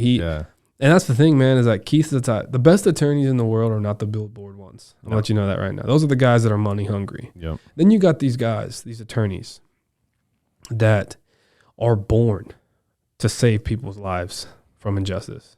They're born to articulate. They're geniuses. And every time I have a conversation with Keith, he is like, I mean, dude, it's like sitting down and getting a 4-year education in law in 1 hour. Yeah. I mean, but in the most, like, he knows how to dumb it down for the people that don't understand legal language. And so I've learned a lot from Keith, and he's ultimately, he fought for me for 3 years. And that's the thing too, is that the best attorneys will not tell their clients very important information that will, that can either make or break the case. And Keith was keeping everything from me. Like, there was times where I was like, this was another 3-year battle of trying to get into these courts to get another hearing and hope. When we got private investigators now, I mean, Jake picked up the bill, man.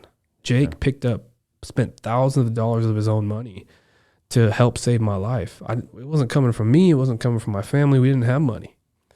And so Jake picked up the bill to pay for Keith, to pay for these attorneys, to pay for the private investigators. And behind the scenes, as I was going through prison and having to adjust through that lifestyle, which I'll talk about here in a little bit.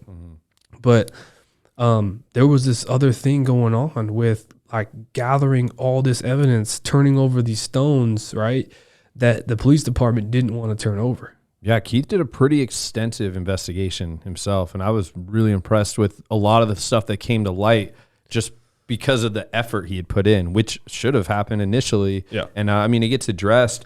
And, there was a lot of supporting evidence, including one that you weren't even at the house during the incident. That's a big one. Yeah. That's a big one, and I'm glad you brought it up, because there's so many things that go on through this case that we can always get on bunny trails. But some of the biggest things was, remember I said earlier that I moved out of that house a month before I was accused of this. And the part of the investigation, the biggest thing that really got me a lot of action, that really rose up a lot of, like, holy shit, was my phone records. Yeah. The police department never wanted to confiscate my phone. They never wanted to look into my text messages. They didn't want to look into my photos. They didn't want to look into my GPS whereabouts, because I'm telling you guys right now, look, man, I'm not the most phone savvy person in the world, but I accidentally had my location on the whole time. Oh, yeah. My location was on, and it was on for all apps. Yep. And so when I took a picture, when I sent a text message, there's actually location stamps of all of that stuff if your location's on. I learned all through this because they had this phone extractor, forensic phone analysis guy that my private investigator team hired to take my old phone, my iPhone 5, and just extract as much data from it as possible to see where my whereabouts were during that whole time. And so Keith said, look, man, we're going to do this whole 180-day, breakdown of seeing where you are, where every second of every day. And we're going to prove your innocence through that to see if there's like an alibi or anything. So he does. And it takes months, man. I mean, it takes so long because me and a lot of the text messages were me and Gabriel and me, taking selfies, sending it to her, all that, right? Yeah. Taking pictures while I was going places and all that stuff. And so they do all of that. And he accounts, man. He accounts for, because the police department, before I get into it, the police department made this impossible window, this completely hell window to talk about when I could have done this. They couldn't pinpoint it to a certain day. They couldn't pinpoint it to a certain week. So initially this police department, while they were investigating me, did this whole window. Was like, he could have done it between these 180 days. Okay. 180 days. Well, Keith was like, man, dude, thanks for letting me give me something to work with. Well, we're going to do the work anyways. Yeah. And so he accounts for every single one of those days, every single second of that day through my pictures. He's like, you think you're going to get us? Well, we're going to get you even harder because Greg Kelley, when you said that this could have happened, because the detective said that it could have happened on April something, right? Yeah. I can't remember, but he says it could have happened on this day, right, or this weekend. Well, guess what? That whole weekend that he said that it could have happened, I was actually like 60 miles away helping my brother move. Yep. And then, oh, you want to talk about another day? You want to pick another day? Let's pick another day, right? Greg Kelley was never in that house during that time. So who was, you know? And that's really when the crazy shit starts happening too, because like a lot of things unfolded. You know, from what the show stated, a new DA was elected, and then the you know, then I believe it was Keith or whatnot got even the Texas Rangers involved as well. Yeah, and there was like a full new whole scale investigation. Yeah. So you know, the Texas Rangers got involved, and Texas Rangers started doing. So let me backtrack a little bit. So, while I was going through all of that, okay, trying to prove my innocence through my cell phone, and then also just kind of showing the police department's lack of due process. Like I did not receive great due process. There's a lot of claims we were bringing up. Not only was I trying to prove my innocence, because that was the ultimate goal, but I'm proving my innocence also through showing that my liberty of due process was violated during this whole thing. You know, we couldn't have initially gotten down to the truth because the police department never wanted to do the right job in the first place. They were clouded to only target Greg for some weird reason. We don't know what that reason is, but it seemed like, you know, whatever the detective said was it. You know what I mean? The chief was behind him, of the police department, and everything. So, and you never had personal interactions with these guys prior to that, the police? No, yeah, never. So it almost seems like they were just trying to take this new law that was recently brought in, the super aggravate, and just kind of make an example out of someone. Yeah, they needed to. The impression I got from it. They needed to create precedents for it. They needed to create an example like, hey, man, like you do that and you're going to be Greg Kelley, you know? And so they were making an example. And during this whole process, like I got to address this, the DA at the time, which was Jana Duty. Yeah.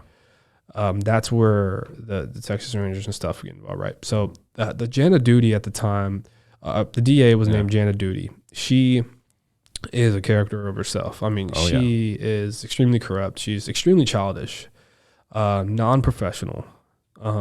She's one of those, like, literally, like, she got contempt twice, right? She is a criminal too. I mean, she's a criminal. She's a criminal.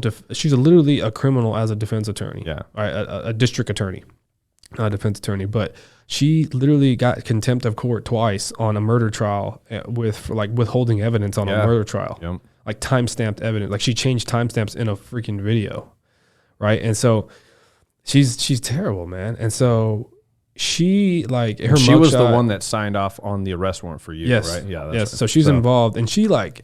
And she went to social media after, like, when she heard that, like, people were supporting me, and she was, like, making fun of me and this and that. I mean, just screaming. Just not a good person. Literally like a super trooper type of, like, it seemed like a comedy movie that she was in. So she ends up getting contempt of court twice. She ends up getting actually disbarred throughout the whole process. And now that seat is available. So they do it, like, during the election, right? The next person up. Well, somebody was running for Williamson County District Attorney named Sean Dick. Yeah. Sean Dick was an ex-defense attorney who, at the time, you know, it seemed like Jake had to almost now, like, play politics. Like, which defense attorney, not defense attorney, district attorney, is going to at least just give Keith the time of day, right, my attorney, my appeal attorney, the time of day just to put all this new evidence on the table? Because when Jana Duty was in office, a couple weeks after I was convicted, whatever evidence that Keith literally racked up within 2 months, he literally brought forth to Jana Duty, like asked Jana Duty, hey, give me a meeting. I promise you at the end of this meeting, I can prove that you got the wrong guy. You didn't, Greg Kelley's not the guy. Jana's like, okay, cool. I'll see it, whatever. So Keith ends up coming. This is 2 weeks after I was convicted. Yeah. Or 2 months after I was convicted. He comes in and Keith couldn't even get past slide 6. Because Jana Duty not only started making fun of him, right, but all these claims that Keith was like, hey, let me show you the original video. Like, they got the wrong guy. Like, the child, kid 1, is actually describing Jonathan McCarty. Like, the kid 1 is actually in the video, in the Child Advocacy Center video. during that outcry was actually saying boss, the boss, the boss. Well, Jonathan was the only one being referred to as the boss, but also the kid ends up saying my name next, referring to that I'm the boss.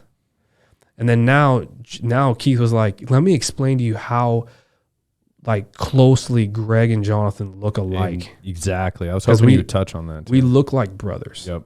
Like people have always mistaken, and people testified to this too, was that a lot of people have literally thought that Jonathan was my little brother when we hung out. Yeah. Like, hey, I didn't know Jonathan was like your little brother and this and that. I was like, no, he's not. He's just a close friend. Well, in the documentary too, they put those pictures of you guys in the football jerseys next to each other. Yeah. And I was even like, man, these guys. The news got it wrong. Yeah. Dude. The news. You didn't know that? I didn't know that. Yeah. KXAN and KVU both got it wrong. They literally, when they put headlines up, they put Jonathan's football mugshot, right, up as Greg Kelley. So they couldn't even describe, they couldn't even tell a difference, right? Because we have the same facial features. Yeah. And so so Keith was like, look, this kid, the first kid is like describing, saying like, boss did this to me, the boss did this to me, right? And then like describing and tying my name as boss. That's when like Keith was saying like, hey, the police department should have actually brought forth mugshots or just like headshots of Greg and Jonathan and say, hey, who is boss? Who's Greg? Right. And if like, we don't know that answer because the kid never did it. I mean, the kid never got the opportunity to actually point. He was like, I'm talking about this person. Right. Yeah.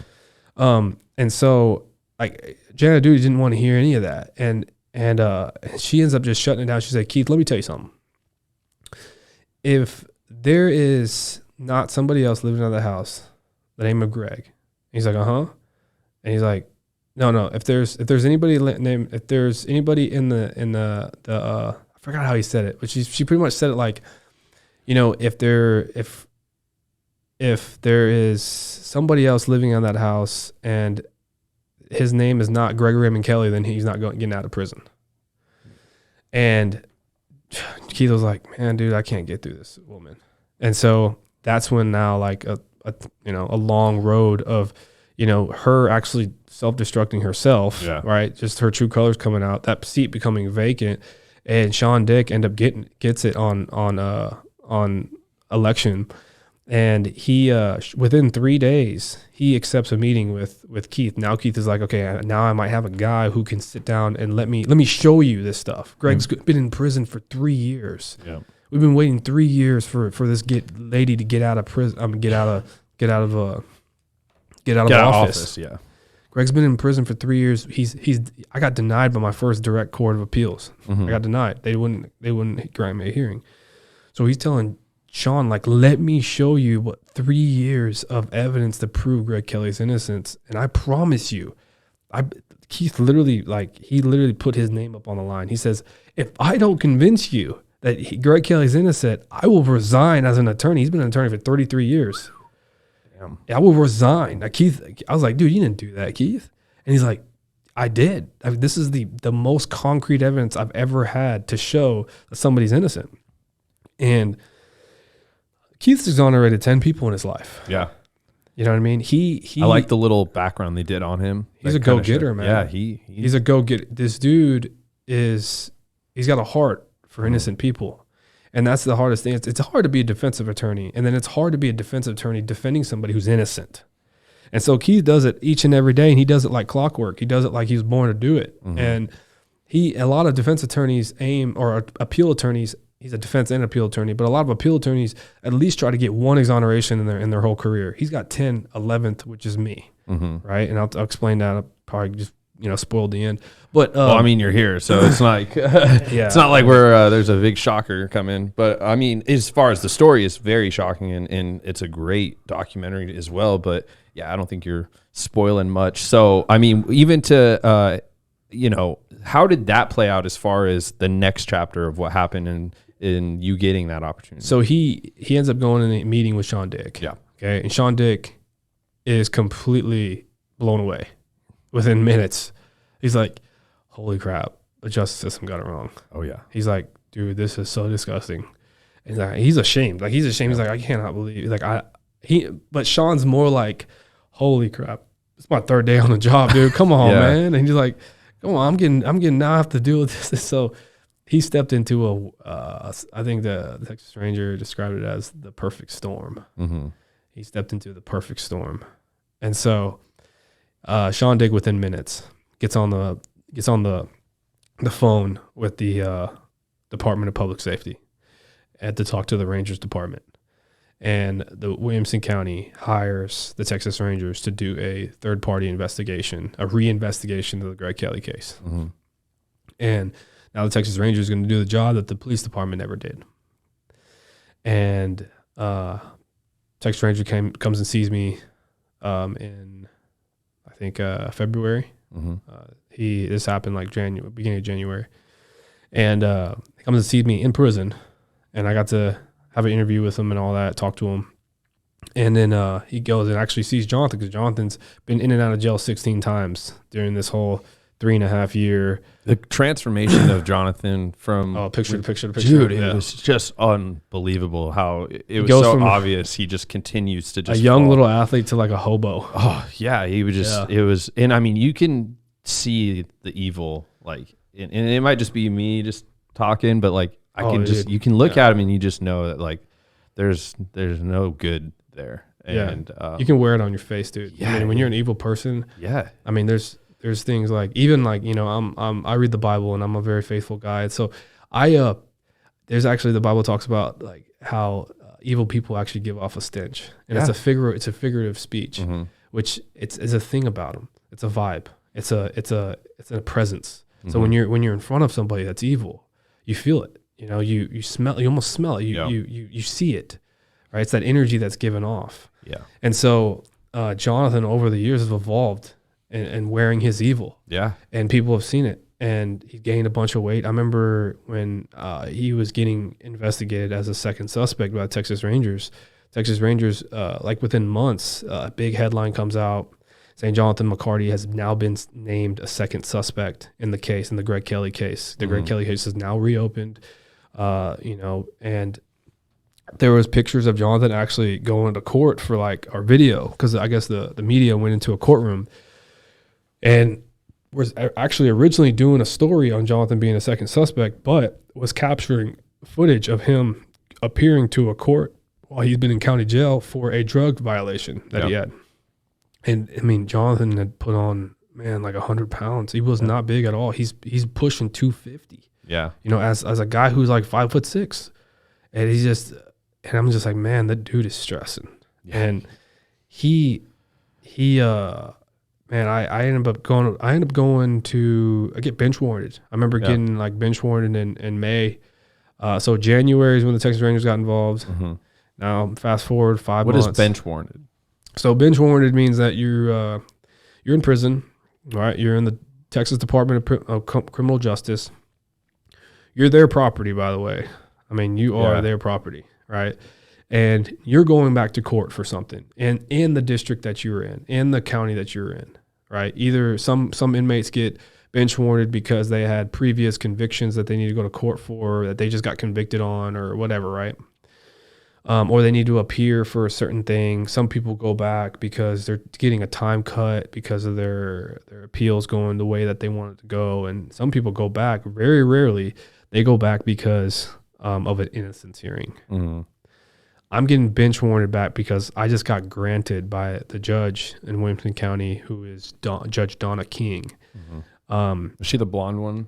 She's the blonde one. She was a judge at the end, right? Donna King, who is the now reciting judge on my reinvestigation, who after seeing the evidence that the Texas Rangers brought forth after the investigation they've done, and then the investigation that my attorney's done, and seeing all the evidence, she now grants a hearing of innocence, claims of innocence, which is a hearing that I'm getting bench warranted back for. And we don't know how long it's going to be. We're just bringing forth all the evidence that has been coming forth after the matter of fact, because it could potentially prove that I was innocent of this crime. Mm-hmm. And they're just trying to do the right thing. And so, of course, that costs money and everything. Dude, that thing, I remember somebody telling me, actually it was Judge Donna King, told me that hearing cost $70,000. And so I was like, dang, it costs that much for a hearing. And so, Yeah, I wonder why it would cost that much. because everybody that's involved, Yeah. like the court reporters, the people out there, the bailiffs, Lawyers. the attorneys, the lawyers, the judge, the whatever, right? And my hearing lasted 3 days. I got bench warranted back. I was in county jail for 2 months and waiting. And I've already almost done 4 years now. And I'm waiting and waiting and waiting. And then finally the thing happens. And dude, I mean, I was so excited. I was so excited because I know what evidence. But the thing is, we don't know if the prosecution wants to fight it or not. We don't know if like there's going to be another like kind of mini trial, right? Where like the prosecution wants to, object and this and that. And dude, whenever we had the hearing, Keith didn't know what to expect. He was just going to show what the investigation that he's done, and then hopefully to hear for the first time what the Texas Ranger found. Yeah. Right. When that trial happened, man, he was very, very surprised to see that the DA was actually wanted to work together with Keith. He's like, dude, we believe that Greg Kelley should have never got convicted. Yeah. After what we've seen with the Texas Rangers and everything. And Keith was like, dang, it must have been some really crazy stuff. We found some crazy stuff on our end. So, so Keith was blown away. He's like, let's do it. And so it ends up doing, because, the Judge Donna King, we're not fighting Judge Donna King to exonerate me. She's just like a judge hearing, and we're going to put it on paper. Yeah. Right? She's giving recommendations because the Court of Criminal Appeals, the big guys that are down in downtown Austin, that are behind a bunch of doors, that are behind a bunch of rooms, they're the ones that ultimately decide my fate. Yeah. And all Judge Donna King is there is to reside and hear this hearing, enforce, and give recommendations like, when I go to the big dog appeals. Yeah. Right. So it doesn't mean I'm getting free. But one thing it does mean that day was that there was enough evidence to convince Judge Donna King during that hearing, from my defense attorney, from the DAs, and from the Texas Rangers, that there was enough evidence to prove that I could possibly be innocent. Then she could grant me an opportunity to have an appeal bond, which means I could get out of prison and go home on bond, kind of like what they do when you get booked into jail. Yeah. Right. And I'm like, dude, just the opportunity just to be home with my family during this process would mean the world. Oh, and so we're fighting for that day, but also the recommendation of Judge Donna King to recommend the CCA to declare me innocent, and also agree on all the claims we're bringing forth that day, which is the lack of due process, the ineffective assistance, the conflict of interest of my attorney, my previous attorney, and this and that, right? And so, everything gets laid out on the table. It takes 3 days. Finally, the judge comes to her conclusion of that day, not the recommendations. She has to take a lot of time for that. So she asked, I need 2 weeks to gather all this information that was brought to this day to rule on if Greg Kelley gets an appeal bond or not, if I grant him one or not. And we asked that Greg Kelley waits in Williamson County Jail during that time. And after that, I will then take 90 days after the 2 weeks to give recommendations. Take up to 90 days after the 2 weeks to give recommendations to send the recommendations to the Court of Criminal Appeals. And so, I mean, I wait 2 weeks, man. I go back to my jail cell, just wait 2 weeks, and which sounds like it's so dismissed, like in the documentary and the way you say it, but that's a long time to just sit in a jail cell. And I mean, the whole time you did is a long time. It has to be dismissed, but there's so much information. Yeah, but with that lingering, the opportunity that you might get to go home, like 2 weeks would probably feel like years. Yeah, no, it was. I mean, just being behind these closed doors that you don't know what's on the other side of, right? 2 weeks feels like 2 years. I mean, you're thinking about it each and every day. And I had a routine, man. There's a whole nother life that I lived behind those bars. I mean, that life of just long suffering, the life of perseverance, the life of shutting this freaking voice in my head each and every day that, that was telling me that, you're not going home. You're not going home. I mean, the whole thing had been a circus so far. So yeah, I mean, you're losing hope, but then again, you're clinging on to dear life for it. Yeah. Right. And so I had a routine, man. I figured out you do what's best for you while you're in there, which is for me, man. I woke up every morning at 5 a.m. I read books. I read the Bible. I did a routine where I wanted to read things that would affirm that, you know what, I could still be happy during this process. And so I then, drank my coffee, got to work out in the morning. Then I remember, this is so funny. People like, this is so crazy. I would make sure to be back at my cell because I had a little TV in my county jail cell to watch The Price is Right. And, and then after that, let's make a deal. Yep. And then, it's just to kind of get your brain out of the whole situation. And then you need a routine. So I developed a crazy routine, and that routine has developed a routine that I now follow in my life now. It's created discipline for me. And so, I waited and waited and waited, and 2 weeks came up. I'm like, okay, tomorrow's the deadline, right? And then she extends it 3 days, right? She extends it for some reason. I don't know. She extends it 3 days. I'm like, okay, fine. And then she extends it 3 more days. And now I'm at this point where it's like, man, when it happens, right? And so I remember waking up one morning and I go work out, drink my coffee, and then I get my door rolls open, right? My door rolls open. And it is Williamson County Sheriff. It's the sheriff. It's the big dog sheriff, right? Walks into my cell. He never walks into cells. I mean, he's always in his office doing something, right? And so he walks into my cell and he's got like a grin on his face. He's like, hey, man, you got an attorney visit. I'm like, I know who this guy is. Like, this is a sheriff. And so you got an attorney visit. And I'm like, okay. And I've had attorney visits. I know what the routine is. Turn around, put my hand through the bean chute, which is that little slot where they give you your trays. Put your hands through the bean chute, let them cuff you up, step back, door open, and they'll guide you. They'll put chains on your feet, guide you down to the attorney visit room, and you sit there and talk with your attorney. Well, I do the routine. I get up, put my hands in the bean chute, bend over, and he's like, oh, no need for that. You good. I'm going to take you down there. I'm like, okay, cool. So I didn't pay any mind to it, and he's like, takes me down there. And usually they grab you by the arm to make sure you don't run away or something, right? And so they guide you down. Didn't even do it. They just walked next to me. He's like, how you doing? You doing all right? You feeding you good and stuff like that? I'm like, doing all right, man. Just doing the best I can. And he's like, okay, well, your attorney's in there. And so he's not in there yet. So I'm sitting down. I'm just sitting there. Attorney walks in Keith Hampton walks in with a piece of paper. And he's smiling. I'm like, well, what are you smiling for? And he's like, he slaps it on the glass. He's like, read that. And it says the immediate release of Greg Kelley. And I end up just looking at Keith and I'm like, is this real? Like, is this really real? And like, I remember just like giving like a big old like, whoa. Like, I was just like, man, dude, I just got so excited. Just a burst of excitement and then crying. And then like, I didn't know what to do. I just stood up and put my hands on my head. I was breathing in really heavy. And I just like, dude, I get to go home now. I get to go back to my family. And I remember Keith was like, you need help packing up? I'm like, no, I'm leaving everything. I'm leaving. I'm not taking anything with me. Like, this was never my stuff. My stuff's at my house, And I remember I was thinking, I'm like, all I'm taking is my Bible. I'm taking, my, that's pretty much it. And I took a few things to remind me of my buddies that I met while I was in prison. And I told him, I said, I actually do need you up because I've got a lot of letters that I need to keep.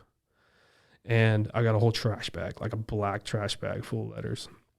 Actually 2 of them. And then I've got some clothes that my mom gave me that they allowed me to have.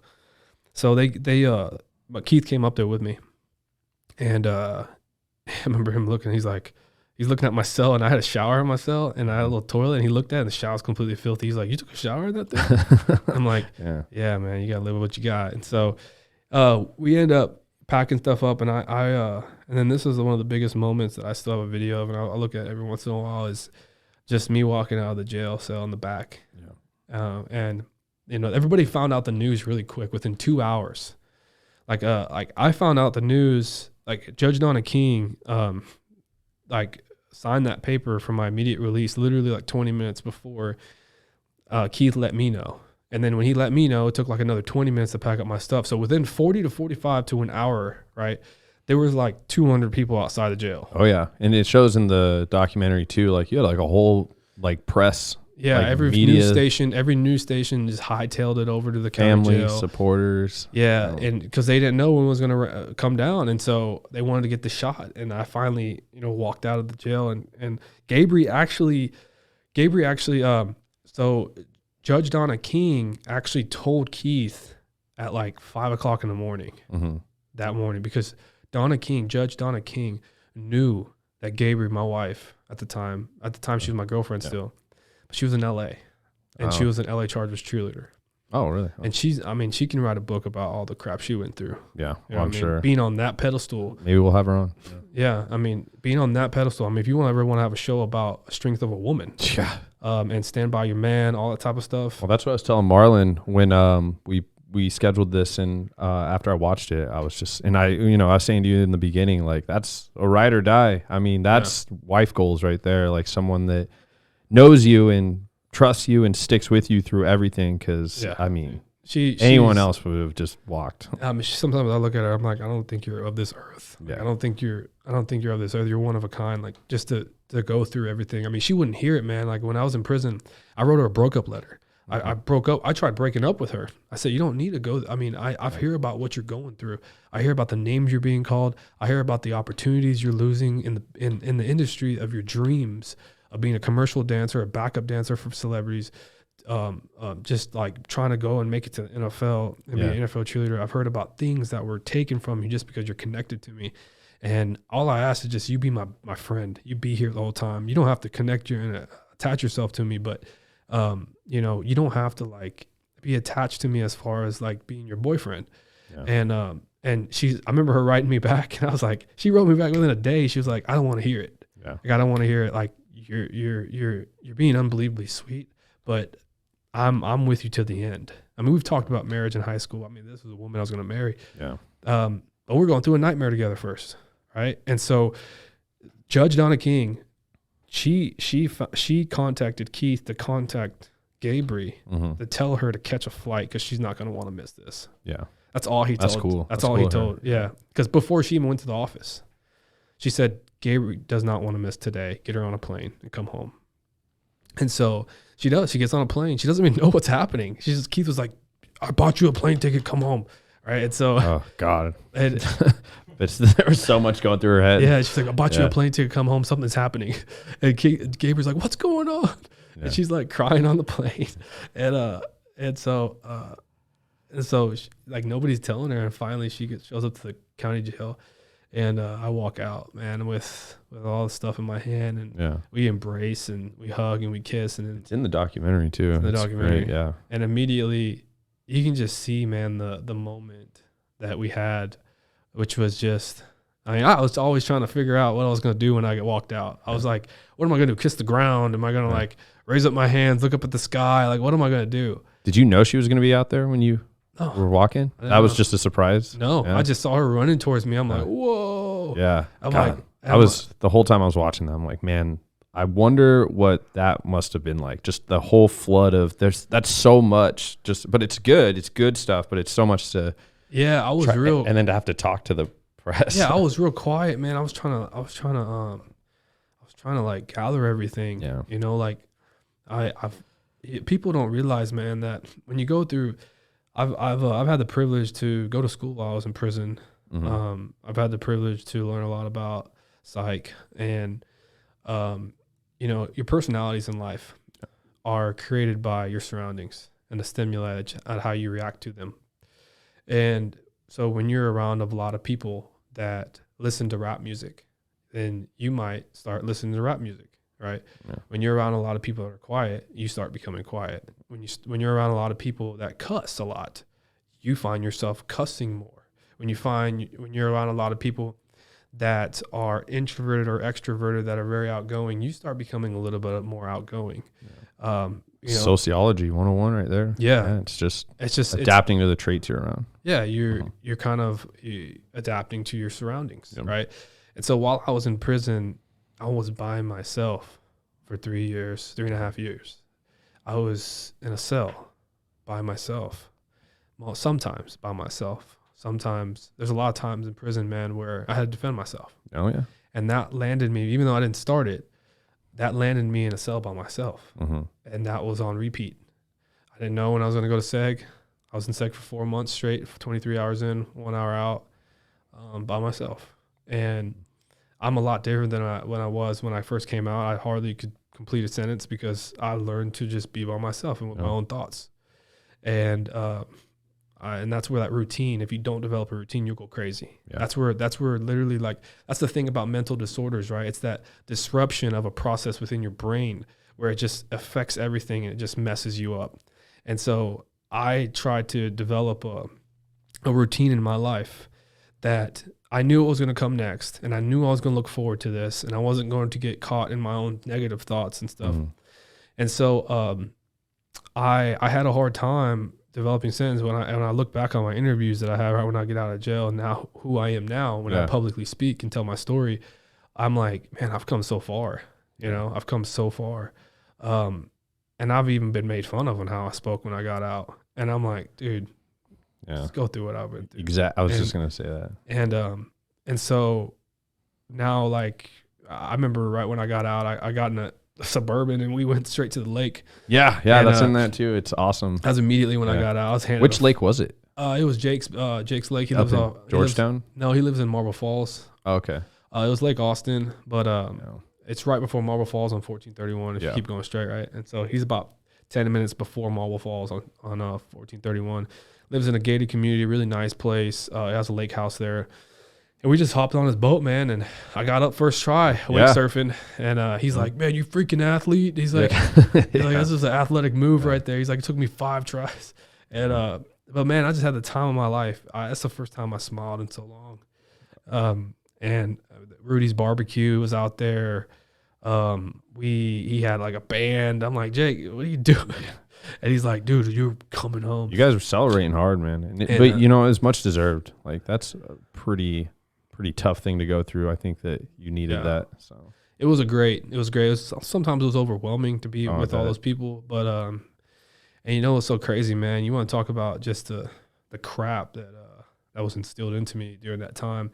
I couldn't even sleep when I got out for 4 months straight because I forgot what a comfortable bed felt like. Yeah. And my body was rejecting it. It wasn't like a soothing, like, oh my gosh, this feels so good.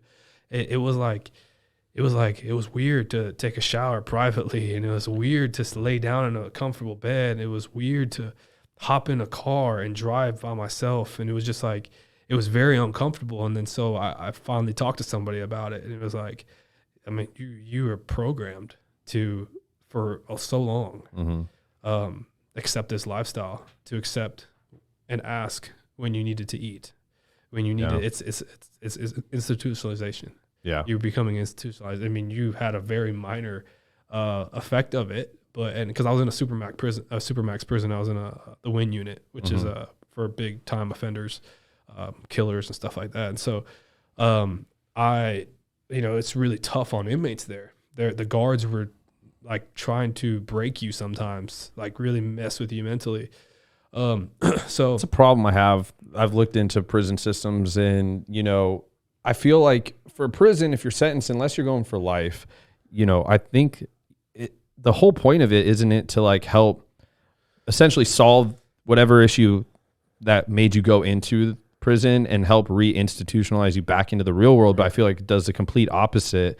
And it's very rare that someone can go in and make something of their life that prepares them for something when they get back outside. Like, I have a friend, his name's Mario, one of the first friends I made when I moved here, and he did almost the same thing that you did. He got schooling, he started learning trades, he basically took the accountability and responsibility to prep himself for back outside, and now he's doing great. In fact, I would love to introduce you guys at some point, but that's it takes and I think one of the biggest messages of the documentary as well is mental strength.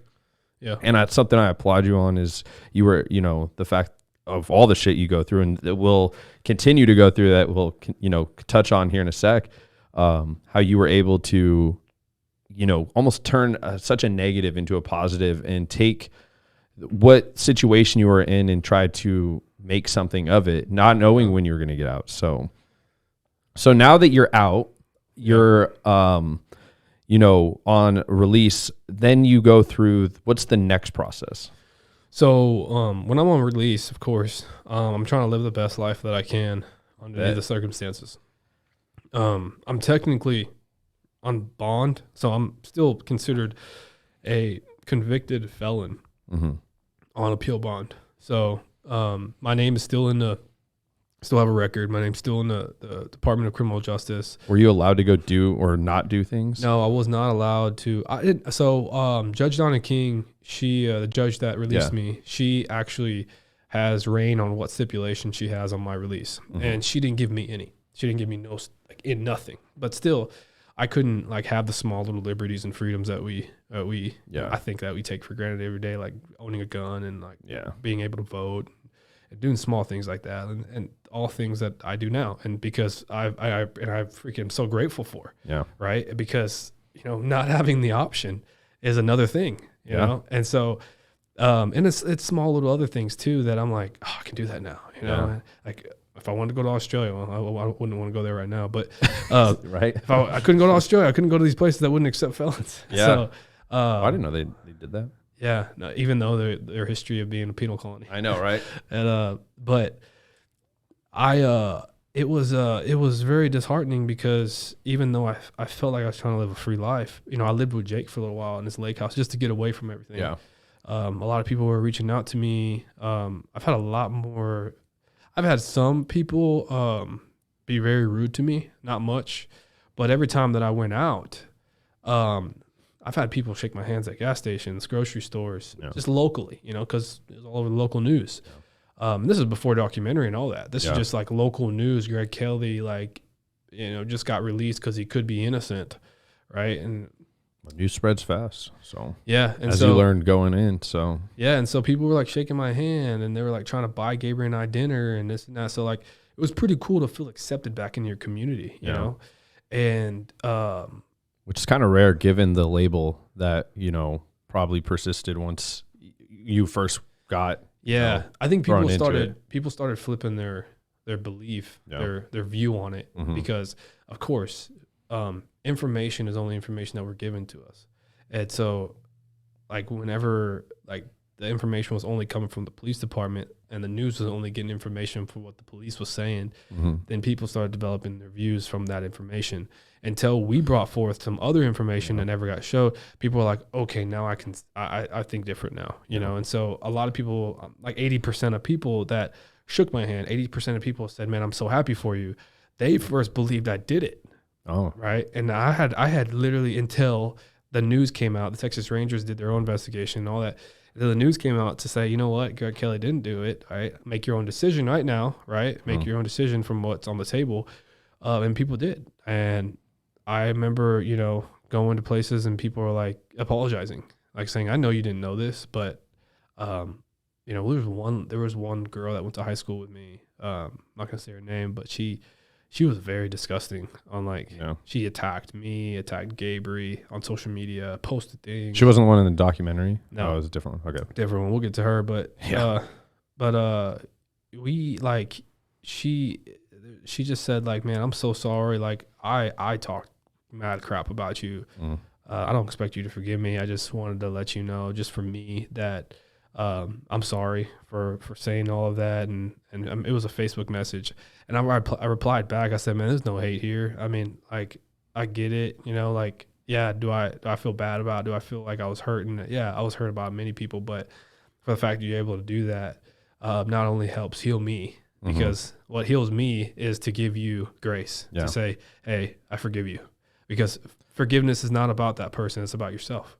And so being able to say, I forgive you, it helps me move forward. Yeah. And it helps you move forward to see, I shouldn't rush to judgment with certain information. I should honestly just wait until it all plays out. Yeah. And so I had a lot of that going on.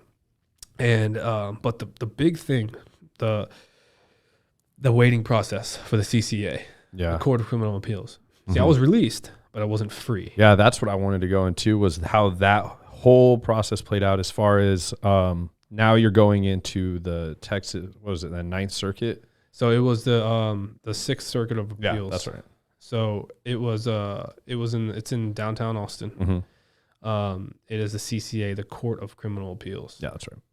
And it is the highest criminal court in the state of Texas.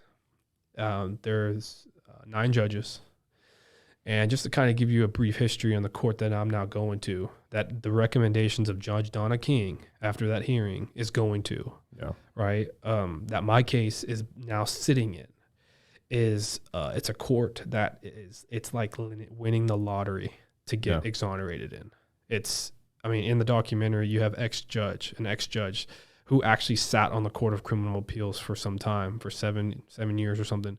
She explains how rare it is to get just 5 out of 9 judges to exonerate, because that's all you need, right? You just need a majority. Yeah. To get 5 out of 9 judges to exonerate is like winning the lottery. It's only probably happened once or twice while she was there, her 7 years, just to get 5. And there's never been all 9 judges to agree on exonerating somebody in Texas state history without DNA evidence. Yeah. There has been with DNA evidence, but without DNA evidence, because the history behind that is there's this one judge named Judge Keller, right?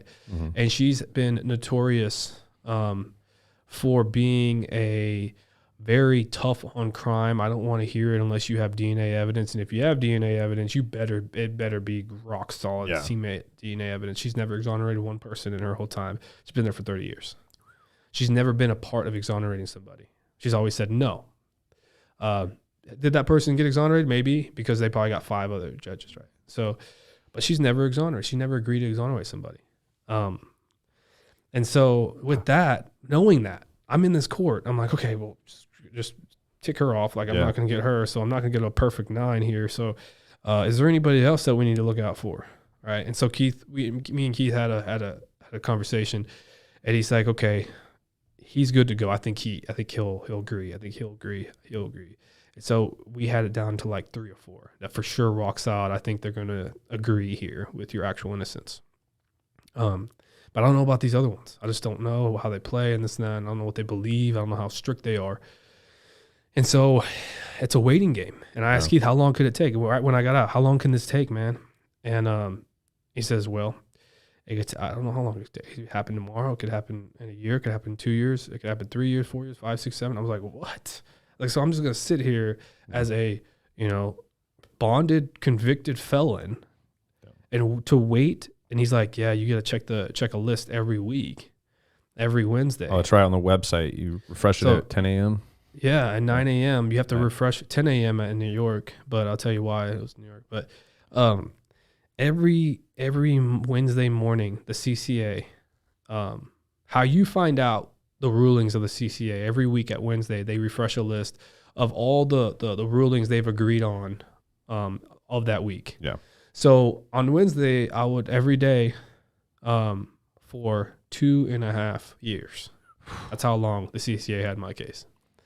2.5 years. And if you watch the documentary, you actually can see the play out of the time, right? Yeah. And order from release, and you can actually see the time link by my hair growth. Yeah, I was just gonna say. I decided to grow out my hair. Yeah. And I didn't plan that. I just like, man, I had my head shaved, dude. Yeah. I had my head shaved for 3.5 years. I'm like, I'm gonna grow my hair. I'm gonna do what I want. Yeah. And so I started growing my hair out, and you could see, and the documentary does a great montage of every Wednesday. You just see me just clip after clip after clip after clip, just scrolling, trying to see it.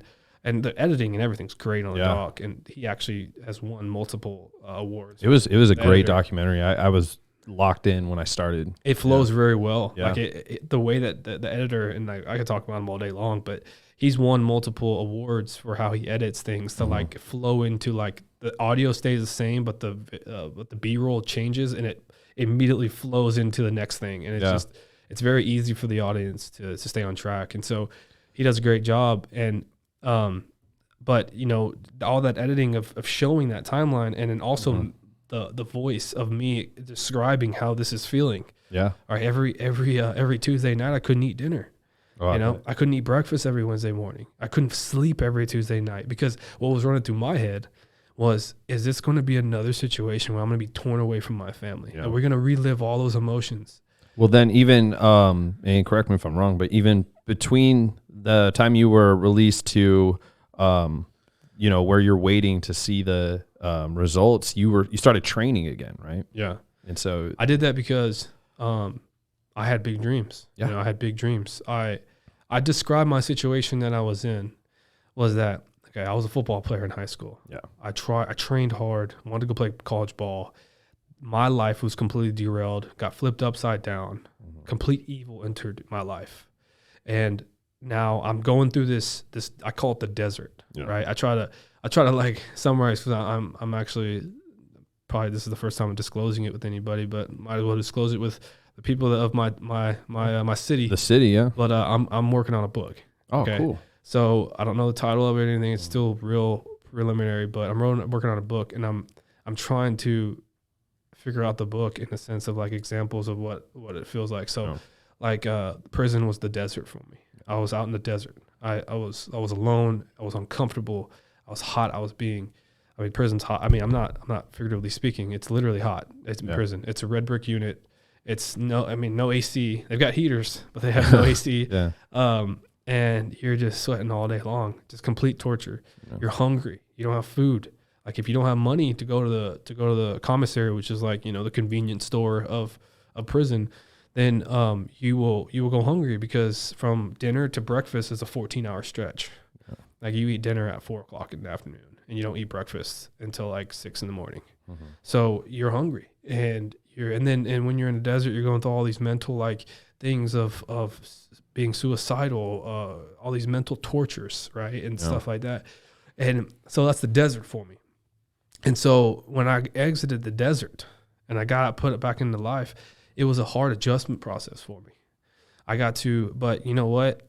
I got through it after about a month, and I then started developing a part-time job as a trainer. You know, I got my training certification within a month. I got on NASM, got a certification there, and then I picked up a job, a training gig at FlexFit at the time, and so I did that thing, and while I was doing that, I was getting small clients here and there. I was trying to make a little bit of money.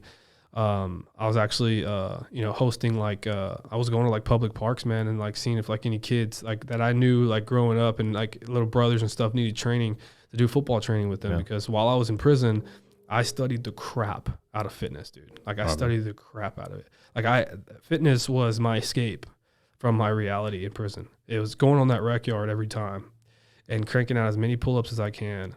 And I mean, I literally, because the whole time, man, that like little inner bitch was like literally getting after me the whole time. Yeah. I think working out was the only way to just shut them up and just kind of just getting those endorphins up and just being happy. Every time I got done working out, man, it was just like a sense of peace came over me. Yeah. And so I learned a lot about fitness. It's no better time, man. I mean, all the distractions are gone. You have nothing else in life. I mean, you got no social media. You have no phone. You have no TV. I had my loved ones send me a bunch of books, and I started reading a lot about fitness, studying textbooks, and it was a great opportunity, because it then overflowed into me getting out, and during that process of waiting for the CCA to have the knowledge to train clients. And a lot of clients wanted to train with me because of who I was. So I was making ends meet with that. And then during that whole time, I was waiting for the CCA. I was just trying to live life the best I could. Spend a lot of time with family. But there was this dark cloud over my head the whole time because I had three options. The CCA gave me it was three options in the Court of Criminal Appeals, which is they're going to retry me. They're going to tell the DA to retry me. I'm going to get sent back to prison and do the remainder of my time, or get exonerated. Mm-hmm. And I 2.5 years, man, about Gabriel gets an opportunity to go up to New York. Okay, yeah. In about 2 years, right after I was released, she got an opportunity to go and do a professional dance semester on Broadway, and just to kind of add to her knowledge in her career, right? So she took off of working for the family dance business here in Cedar Park to go and do that. And I told her I wanted to come with her. She asked me to come with her, and I was like, oh, let's go. Let's do it. Because at the time I was online programming. Okay. I went from training people online to actually programming and personalizing people's workouts, depending on, tailored to their needs, their disabilities, all that stuff. So I started doing that, and it started taking off for me. It was whenever that online thing started becoming real popular. Yeah, it's a huge thing. It's a huge thing. And I was actually like busting my butt to like reach out to corporate offices and just explain who I was and what I'm going through. And I started taking a lot of clients. I was like, I could do this from my laptop, It took a lot of time because I just had to learn, I started working with OPEX, which is in Round Rock. Yeah. PJ, really good buddy of mine. He took me under his wing to properly program people's workouts, right? And because I think there's a lot of those frauds. Yeah, a lot of cookie cutter bullshit. I read a news article about like a girl is getting sued by the Attorney General of Texas for frauding like a bunch of people out. Did you hear about that? No. What? So a girl out of Dallas or something is a big Instagram influencer, and she's also like, that's the problem right there. Yeah. Big Instagram influencer is getting sued by the Attorney General of Texas, Ken Paxton, because she developed a bunch of medical issues for she was given like these really bad diet programs, and she was falsifying herself as a dietitian. Oh, God. And giving like these people that are suffering from chronic health issues programs to follow. Well, that's what happens when you're an idiot and you do like that cookie cutter, like just copy and paste programming, and you don't tailor to people's needs. And, I've said this probably in every episode where I'm getting pretty tired of that in the fitness industry. I think I've talked to you about that, where, you have all these people that just are, using the fitness industry to get their own, get a quick cash grab. And I can't stand that. And so, but that's good that you actually took the time to get educated and, Education was big for me because just going through my situation with the justice system, knowledge is power. Oh, for sure. You will be a statistic in prison. How many people I've met probably are innocent in prison? I've probably met about 3 solid ones I believe that are completely railroaded by the justice system. But do you know what they lack? Is fighting for themselves. Yeah. They lack getting into that law library and becoming a jailhouse lawyer. Like going to that law library, cracking open that book and saving their life. Yep. They quit. I wasn't going to quit. I didn't have quit in me. I think maybe people always ask me why are you like, do you have some type of special gift to like persevere through tough times? I'm like, no, man, you know what really did it for me was growing up, having the right people in my life, having the right coaches. Yep. I don't know if you know who Coach Salazar is, Tony Salazar. He's defensive coordinator for Westlake. He just got the head coaching job when Todd Dodge of Westlake just retired. He just got the head coaching job. Okay, he was my defensive coordinator in high school. This dude had like a no-quit mentality. He's like, quit, lose, whatever, right? It's not in your vocabulary on this team. And he's just like the type of guy, and he's just like, we live for overtimes. And I found myself in the biggest overtime of my life. Oh, for sure. And, we I think two games out of my junior playoff season, we were in overtimes. The third game, we were also in overtime, and we lost in the state quarterfinals to a Hail Mary, and we were in overtime. Oh, my God. We were in overtime. It's the worst. And, I mean, I've learned to live in overtimes. I've learned to look at that scoreboard when you're tired, to see how far behind you are when you're tired, when you're suffering. Yeah. When that question in your mind is starting to creep in your mind, like, man, is it really worth it? Yep. Is it worth this extra little effort that I want to give?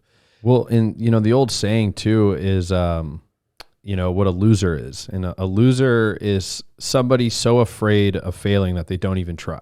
Yeah. And, I think that kind of summarizes a lot of what you probably saw in there of guys that, you believed were so innocent but they were so afraid of failing that they didn't even try. But it's like, what's the alternative? And, and in this case, you didn't really have an alternative except to stay there. So, yeah, I going through all of that, man, like, waiting for the CCA to make a decision on me, I decided to do things that were in my control. I couldn't control what the CCA was doing. Yeah. I mean, I don't know if they're like trying to like plot a situation to send me back to retry me. I don't know what's going on. Yeah. But every morning I woke up and told myself, Greg, you know what? You're going to control what you can control, which is, man, get out there and make impacts with people. Go out there and train people. Do what you love to do. I love training people. Yeah. I love developing programs. I love seeing people transform. Right now, me and my buddy, my builder for my company, Tomahawk Targets, he's actually a builder for me. And he's 344 pounds. He started 344 pounds at the beginning of the new year. He told me how he wanted to lose weight. And I'm like, dude, let's freaking change your life. And so we both got memberships to Truth. I've put on a little bit more weight starting a business and all the stress that goes on with it. I mean, you don't have the time to work out much. And I was 4 months for me. Okay. But, he's working out now, and he and literally from year to date, from January 1st to now, he's already lost 33 pounds. And we've been going to Truth every morning and doing 2 a days. I mean, before work, after work, we're getting after it. And he's seeing the thing. And we actually both finished David Goggins' book. Oh, yeah. Yeah, Can't Hurt Me. That guy's an animal. Yeah. And we both finished, and this dude's like, who's going to carry the post? and he's over on a Stairmaster, dude. And anyways, going through all that, man, and then waiting for the CCA took 2.5 years. We're up in New York. And Gabriel was doing her dance semester. I was doing my thing. And we loved like the scenery of New York. I think I'm not a big city guy. And so, but being able, I knew it was temporary. So I just felt like it was like a vacation. And we were up there for 4 months. And I got a little electric scooter. I was just scooting around. You can't have a car up there. And Gabriel was going to class every day. And we were living in a little studio apartment. Dude, I kid you not, our apartment was smaller than a hotel room. It was about 230 square feet. Oh, yeah. Okay. That's like a 10-foot by 23-foot apartment. Okay. A little bit It's probably like $3,000 a month. That's like a room and a half of this room. Yeah. Right. And it was a still studio, and it was $2,800 a month. Yeah. $2,800. I got a buddy that lives up there, and he has a studio, and I was just blown away at how much he pays just to live.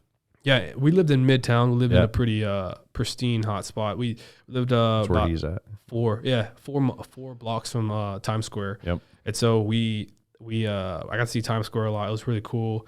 The pizza's great. I mean, I stop for pizza almost every day. But I worked out there too. I started working. I went to Solace in New York, which was like a CrossFit type functional gym where a lot of professional CrossFitters train and all that. And so I got to be up there and just kind of lived life the best we could, enjoying it. And then I actually told the documentary crew, because the documentary crew, a lot of people don't know this, but they actually shot everything in real time, right? So it was one of the first things the director did in real time. He's always done like historical things, right? He's finds archived footage, and he's won Emmys on different historical documentaries about topics, but this was the first time he's ever done one in real time. And so when I told him that we're going to go up to New York, and we made a decision to go up to New York, I'm sorry, but I don't know if you're going to, like, how are we going to do this, Pat?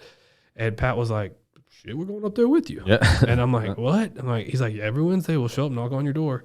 I'm like, dude, what? It's wild. And he's like, man, you got that budget or something? And he's just like, man, we'll make it happen. And he's like, so they flew up there every week, man, to go in our little apartment and try to catch the shot of me catching that, checking that list. Yeah. And it was the money shot for him. It was the shot that was the ending to the documentary for him. Yeah. It was the shot that was going to answer every question that everybody's watching for the past 4 episodes. So fast forwarding to that, so you guys come back to Austin.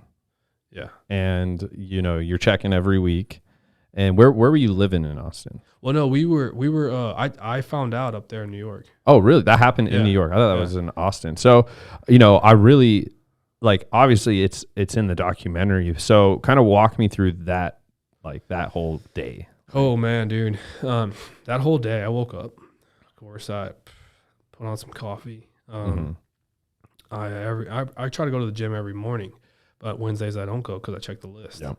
So it was my off day. Gabriel was at class, and Gabriel was stressing all week because she had a vocal recital she needed to do. Because, like, on Broadway, they do dance and vocal. And they do dance and vocal on Broadway. And so she ended up being super stressed about this whole thing. And she was always bummed out that she was never able to be there when the camera was there, catching the footage. And so whenever and Pat at the time, Pat the director, usually is the one that comes and films the day. Yeah. Okay. He wasn't there. Marlon, I think you're on. Oh, you're on both of us. Okay. Yeah. Okay. Sorry. Sorry. I was like, I don't want it to be on me when he's switching.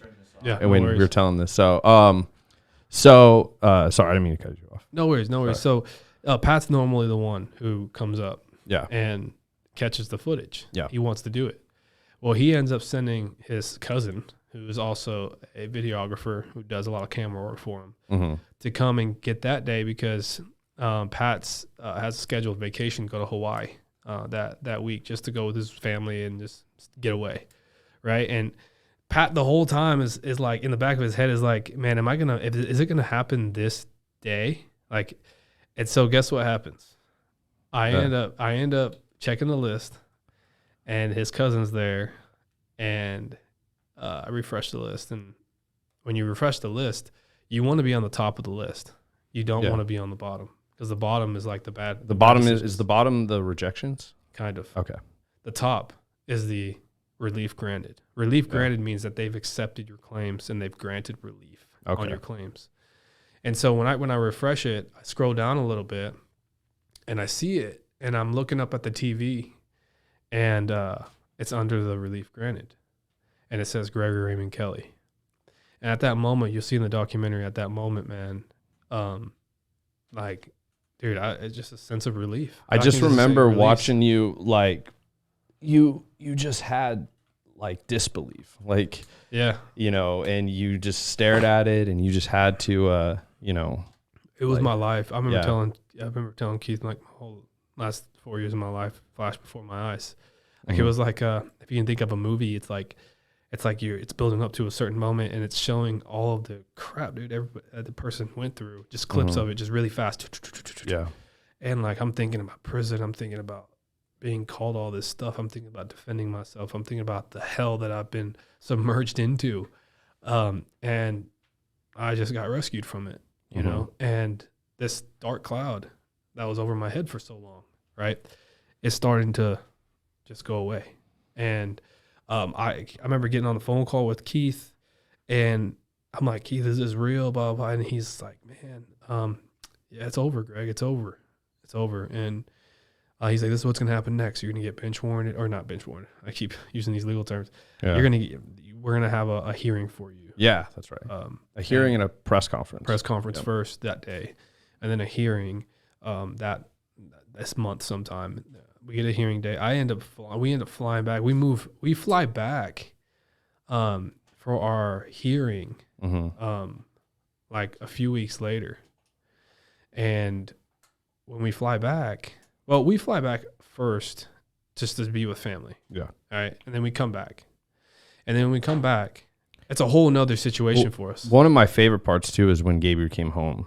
Yeah. As well, and at that when day, you found out, so a lot of people they're like, man, when she walked in, you guys embraced each other. Oh yeah. Well, she was in class, and then I don't know if people realize, but like I was grabbing my phone. I was like, I need to tell Gabriel, and I text Gabriel really quick, and people were like, man, what did you text her right there? Right when you found out, what did you text her? She was in class, but I texted her a bunch of bird emojis, because.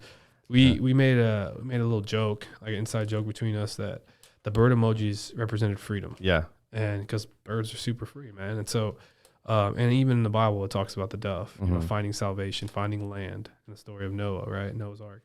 And so I was like, you know what? We're going to just punch a bunch of bird emojis whenever it's over. And I text her that, and she's in the middle of class about to go up for her vocal recital on stage. And she ends up like literally leaving, like busting out the door. She throws her like Yeti cup in the middle of like Fifth Avenue. This freaking throws her Yeti cup, starts running home, right? She runs like 30 blocks. Jeez. Like things are falling out of her backpack, and she runs back to the apartment, and I'd wondered what you were texting, because I remember in the video you're doing it's real quick. Yeah. I'm just punching a bunch of bird emojis, and we end up, she ends up coming upstairs to the apartment, and she opens up the door, and we just embrace, and we just hug for like 10 minutes. And I just keep telling her it's over. It's over. Yeah. It's over. We did it. And So we catch a flight back home to be with family for a little while, for a few days. We come back to New York. And now it's a totally different energy. Like, we're free, man. Like we're walking Central Park, like big balling. Like, we're walking Central Park, like we're on top of the world. We're just like, we're loving life, man. Like, we celebrate having, like, we go out to eat. And it's just, man, it feels so good. And at the end of November, I finally got a hearing for November 27th of 2019 that I was going to have an exoneration hearing. And it's in the documentary, and it's kind of wraps up everything in the documentary. And that's where the editing was really cool, because the speech I gave at my exoneration hearing, it ties into like a montage of clips of things that Gabriel and I were putting on hold until I was exonerated, which is our wedding. Yeah. We were planning a wedding while we were going through all of that crap. No. We were planning a wedding. We were having faith, man. We were having faith that we were going to see that day. And we did. And we saw that day, November 19th of 2020. So 2 months. That was the day you guys got married? Yeah, November 19th, 2020. 2 months after my exoneration hearing, we got married. And that's awesome. We got with the wedding venue and everything. We told them what was going on. We're like, we can't schedule a date until we're for sure know I'm exonerated. And they're willing to work with us. And we told them immediately, like, hey, we need the closest date. What day is it? November 19th or January 19th. Let's do it. So we immediately got, invites, this and that, and we sent them out. And 300 people were at our wedding, and we got married in downtown Austin. And what was cool about the documentary is that my exoneration speech that I gave in the hearing in that courtroom. And by the way, it was the same courtroom that I got convicted in. Yeah. I remember she saying, you sat right there, I believe. 12 different courtrooms in that courthouse, and it's the same courtroom. That's crazy. And the judge that resided over my original trial, his portrait was in that courtroom. And it was just a different judge. And so just being able to, I was sitting on the other side of that courtroom now. I was sitting on one side when I got convicted. And now you're sitting on the other one. And I got to give a speech. And then the biggest thing that meant the world to me was when the judge gave her final statement, and she apologized to me, to the victims, right? And that's the thing, is that, like, people don't realize that somebody did get sexually assaulted. Yeah. Somebody did. And it's not like sometimes somebody made it up or anything. It's not, people don't realize is that justice was never given to that kid. Yeah. And to this day, right? There's still never been a conviction because of the investigation, the prior investigation by the city of Cedar Park. Yeah, they did such a terrible job. They didn't want to do the correct job in the first place, that they've completely compromised this whole case.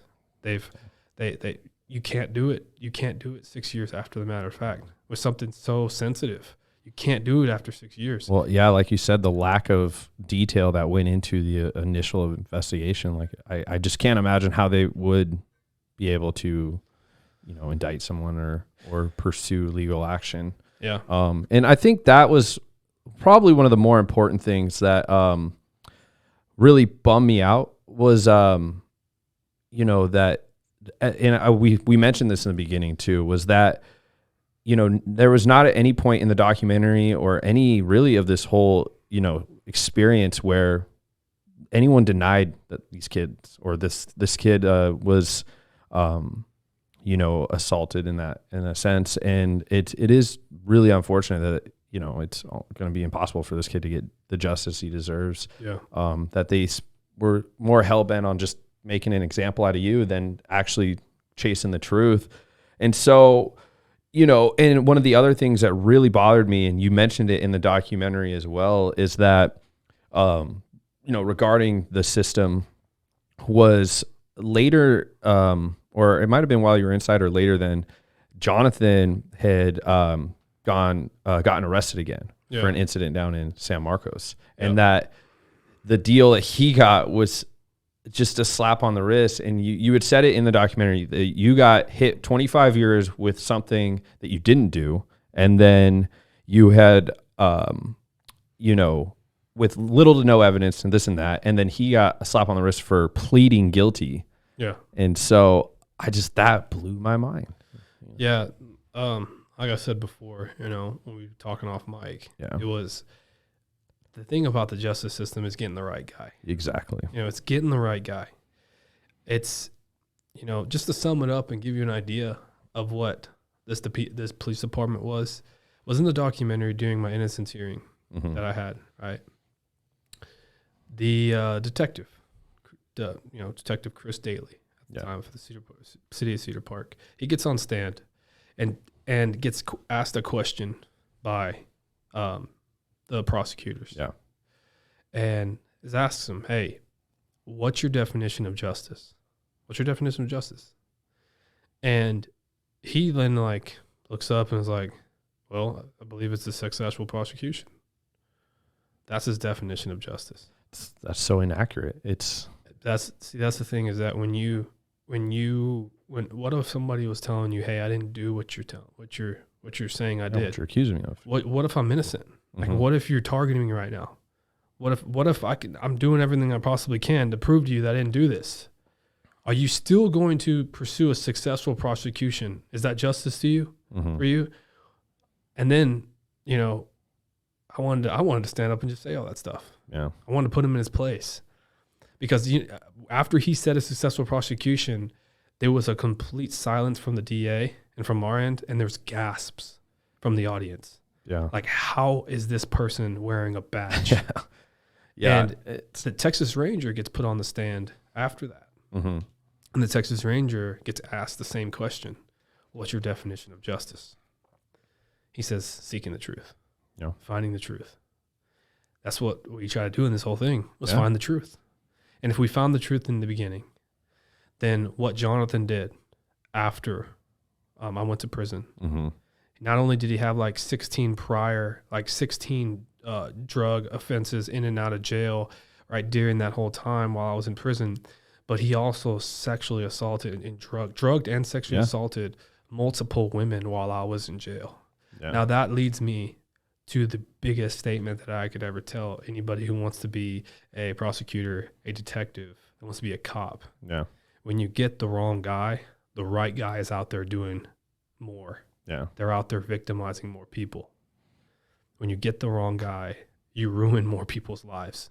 Yeah. When you just try to make an example out of someone and not seek truth, I couldn't agree more. And so, one of the questions I had that I thought was important to was important to what happened was, originally in the documentary, obviously the media played a big role in it as far as they had that. So if this, it's more just an opinion that I wanted to hear from you. With today and cancel culture being such a prominent thing in the world, how do you think if this was to happen nowadays, do you think that the outcome would be probably even worse? Do you think you would even have that support? Because cancel culture is so toxic and it's so visceral, and how people it's made a lot of people afraid to stand up. So I'm curious to what are your thoughts on if that was to happen today?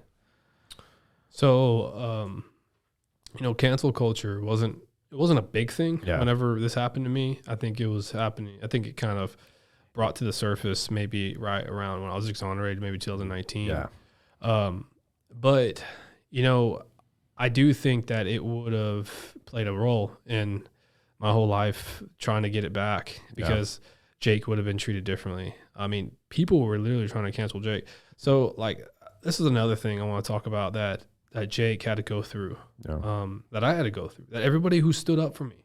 When you want to talk about standing up for what's right, that's the thing, is that if you want to follow what the news is saying and what you should do, which is, they're painting my name on the freaking TV saying this and this and that, and the news, every news channel that I've watched about myself, it has been so inaccurate. They said that I was an employee of the daycare at one point. Yep. They're saying I was an employee. I worked there. They put my picture, they put Jonathan's picture up with my name. Yeah.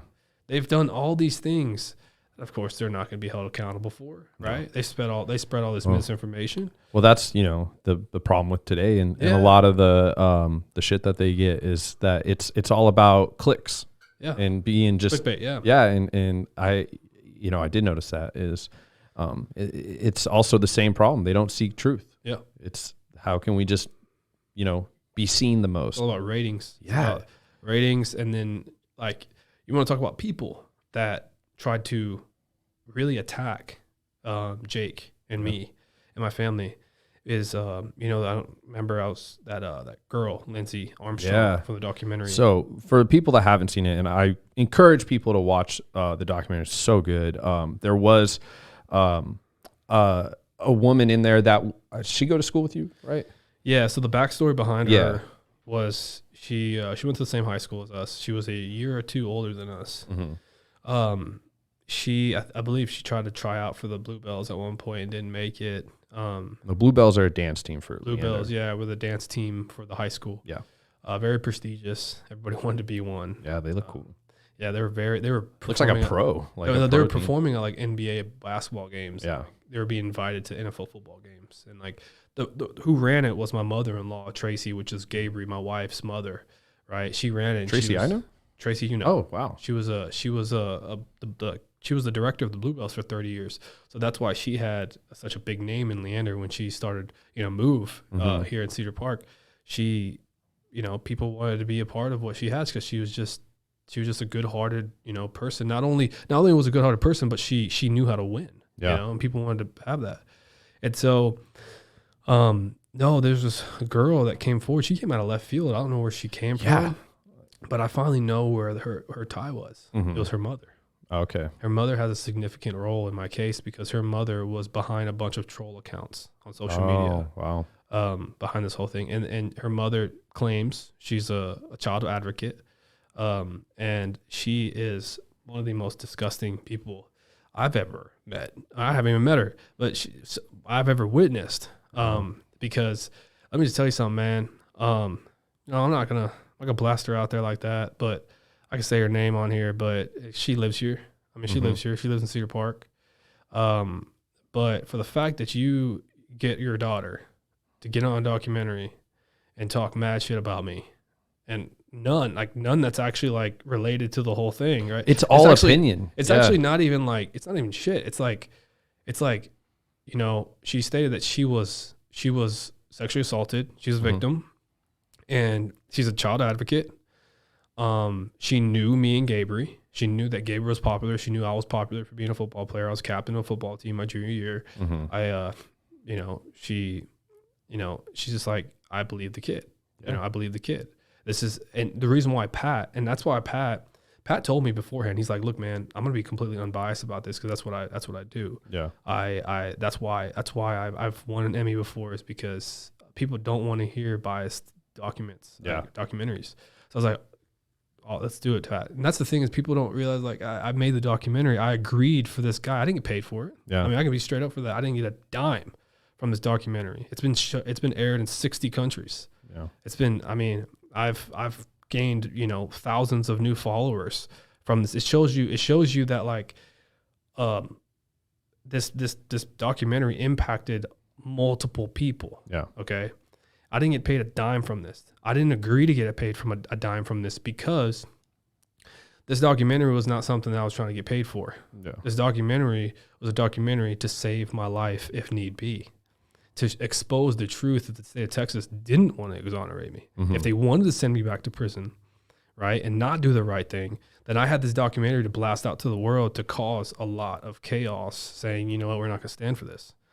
And so if the ending went a different way, I still had this to launch out. And Pat was straight up from me. He's like, dude, I'm going to put the good, bad, and ugly in it. I have to tell this story. And well, it's the best way to seek truth too. You have to let people think for themselves. Right. So. And because if you don't, then you're just this fake news situation here with people, telling you, like, let me think for you really quick. Yeah. Well, I had Tim Kennedy on, and that's exactly what we talked about, is just, at what point with the media and stuff do you start letting people make decisions for themselves and think for themselves? Everything's so biased now. Yeah. And no, I couldn't agree more. So, with the Lindsay situation, I kept almost yelling at the TV, she didn't even seem interested in hearing the latter side of the story, your side of the story. And, the whole, I believe the kid thing, it's like, yeah, so do we, but we just don't believe that, even the kid, like you said, earlier, seemed kind of confused Right. on who the actual person was. But it's like at no point was there any type of, demonization of this kid. No, it not was, at all. we were seeking, or in this case, a documentary, like, and yourself were seeking truth. Yeah. And so for her to come on and, just basically just be kind of a puppet of the other side, with no real connection to you or Gabriel was kind of disgusting. And so, you were kind of expanding on her role in this. She got on that mic and she pretty much just said like, hey, I believe the kid. She knew nothing about the case. She knew what her mother was telling her. Who her mother actually had direct contact with the chief of Cedar Park. Oh, okay. Who of course had contact with the detective, right? Yeah. And so he was only getting off of what the detective was saying. And so she now only believes whatever is getting fed to her. And then she gets confronted with the question by Pat, the director, saying, what if Greg Kelley gets exonerated? What if he gets proven innocent? Oh, yeah. She said, I believe the kid. I always will believe the kid. And that's the thing is that just listen to what she's saying. I believe the kid. Let's look at the facts in the situation. Yeah. The kid completely is shown to be confused. Yeah. The CCA explains that. When they watch the video, they see that the kid is saying, boss did this to me. Boss did this to me. Right? Well, Jonathan McCarty was told to be called boss as a form of authority over these kids because sometimes he watched over the kids. Okay. So, like, Shama was a boss. I was never in the house. I was there just to sleep. Yeah. I was never there. I was never there hanging out with the kids. I mean, I've seen him in passing every once in a while. I remember one time I gave one a high five, but I was never there looking after a kid. Yeah. Jonathan was, and he was a boss. So the kid was saying, boss did this to me. And then the kid said, referred to boss as Greg, right? Yeah. And in no way or shape or form did the police department wanted to clear that up and say who was boss. Yeah. And right? expand on it. Expand on that because did Greg ever get called boss? What if they asked the question, did Jonathan ever get called boss? Yeah. And they look at Jonathan and Greg and say, holy crap, they kind of look alike though. Let's just look into this really quick. And they would have turned over a bunch of stones that needed to get turned over. And so Lindsay was only getting fed that information. And then she gets on camera and says, I believe the kids. The kids said Greg, and I believe them. And because I'm a sexual assault victim, and I know what it feels like to be on the other side of that, and it doesn't matter what they say, I always will believe the kids. Greg did it. And that's the problem is part of what she was saying too is like, I don't believe these kids were coached or any of that. It's like none of us do either, but it kind of seems like you're the one being coached because you're just saying blatant things to just argue. Like we could show, I felt like you could show her all the evidence and facts and she would just, that's her out. I just believe the kids. And that was very frustrating. And so, a couple other things I was going to ask you too, just out of the curiosity of a viewer was, and it's okay if you're not allowed to answer this, but I was wondering if you've had any contact or closure with the kids involved. I haven't. No, I haven't. That's the thing is that one day I would like to, I don't even know how it would go. Honestly, it's a situation that is like, do we sit down and just talk? And I think that they're old enough now to understand what's going on. I know that the parents are still like, that's the thing, man, is that when you go through all of this, like you get so confused on what to believe. And the parents, I think somehow they don't know what to believe in the situation. And I can understand that. Looking at it from I'm not a parent, but like looking at it or trying to understand it from their parents' perspective, I think they would probably just consider it better to like not open old wounds and, and I would be curious to hear kind of, I know that they denied any type of involvement in the documentary, but just from a curious standpoint would see be what they think. Yeah. Just like, have they watched the documentary? They never gave a statement of what they think now after the second investigation. They never said what they believed. And it's, hopefully one day there'll be a resolution to that. Just, as far as more closure for you, I would hope that for you. And then, So one of the things that we talked about earlier was, we were talking about how Jonathan got, pled guilty, got 4 years. I don't think he did the 4 years, and now he's out. Like, he's out. And so, have you seen or had any type of contact with him since? Jonathan ended up getting 4 years for that drug and rape. He pleaded guilty for it. Yeah. And actually, the victim of that drug and rape, they only prosecuted 1 out of 4 victims. Or they've only seek justice for 1 of 4 victims. One of them was really cooperative and like, I want to get him off the streets. Yeah. And so she was the one in the documentary. She was in the documentary, yeah. And so Jonathan ended up pleading guilty for that one. And they only did 4 years. The DA only gave him 4 years. Yeah. And Jonathan, when he got out of prison, he only did like 2 years on 4 years. That's right. And when he got out of prison, a few months after he got out of prison, he tried to friend request me on Instagram, me and Gabriel. And Gabriel like pissed off. I bet. How does he even have the audacity to try to friend request us, like to try to follow us? And so, she blocked him. I blocked him. And he's never tried to reach out, like say like, "What's up, bro?" None of that. So he but I do know that he is still here in Austin somewhere. I've heard some of my friends saying they've seen him at like bars and stuff. Yeah. And I'm like, dude, it does not need to be next to a bar. I mean, no. Well, I mean, he just doesn't, based off just my personal assumption, he doesn't need to be out. He needs it. He needs it. I remember talking to Jacob about it. I was like, man, I really want to talk to Sean about.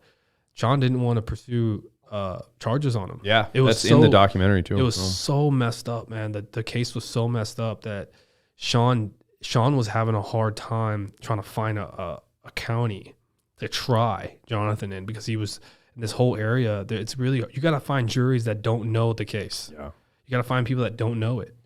And was it really enough time and effort with everything he's already going? There's a lot of like cases being reopened in Williamson County that he's reopening, a lot of messed up stuff that Jana Duty made that place a shitstorm. Yeah. Well, and in the documentary, it talks about what happens to her, but I'll let the viewers go watch it. So have you even thought about what you would do or what would happen if you did like bump into him at some point? I'm imagining that's gone through your head a dozen times. I wouldn't. I'd be the bigger man. Yeah, and I get that from you. I'm not going to be a dumbass and just like go beat his face in. I wouldn't expect that. Yeah, but you know what? If there's anything I've learned from everything I've watched, it's you got a pretty solid head on your shoulders, and you don't, to keep your cool the way you did and remain as respectful. I would doubt that you would let someone like that be the, be the one that gets you out of your. I'm gonna let him live his life of misery. Yeah, I'm not gonna live this life. I'm gonna move forward. I'm gonna go and do great things. I'm gonna get out there. I got married. We bought a house here in Leander.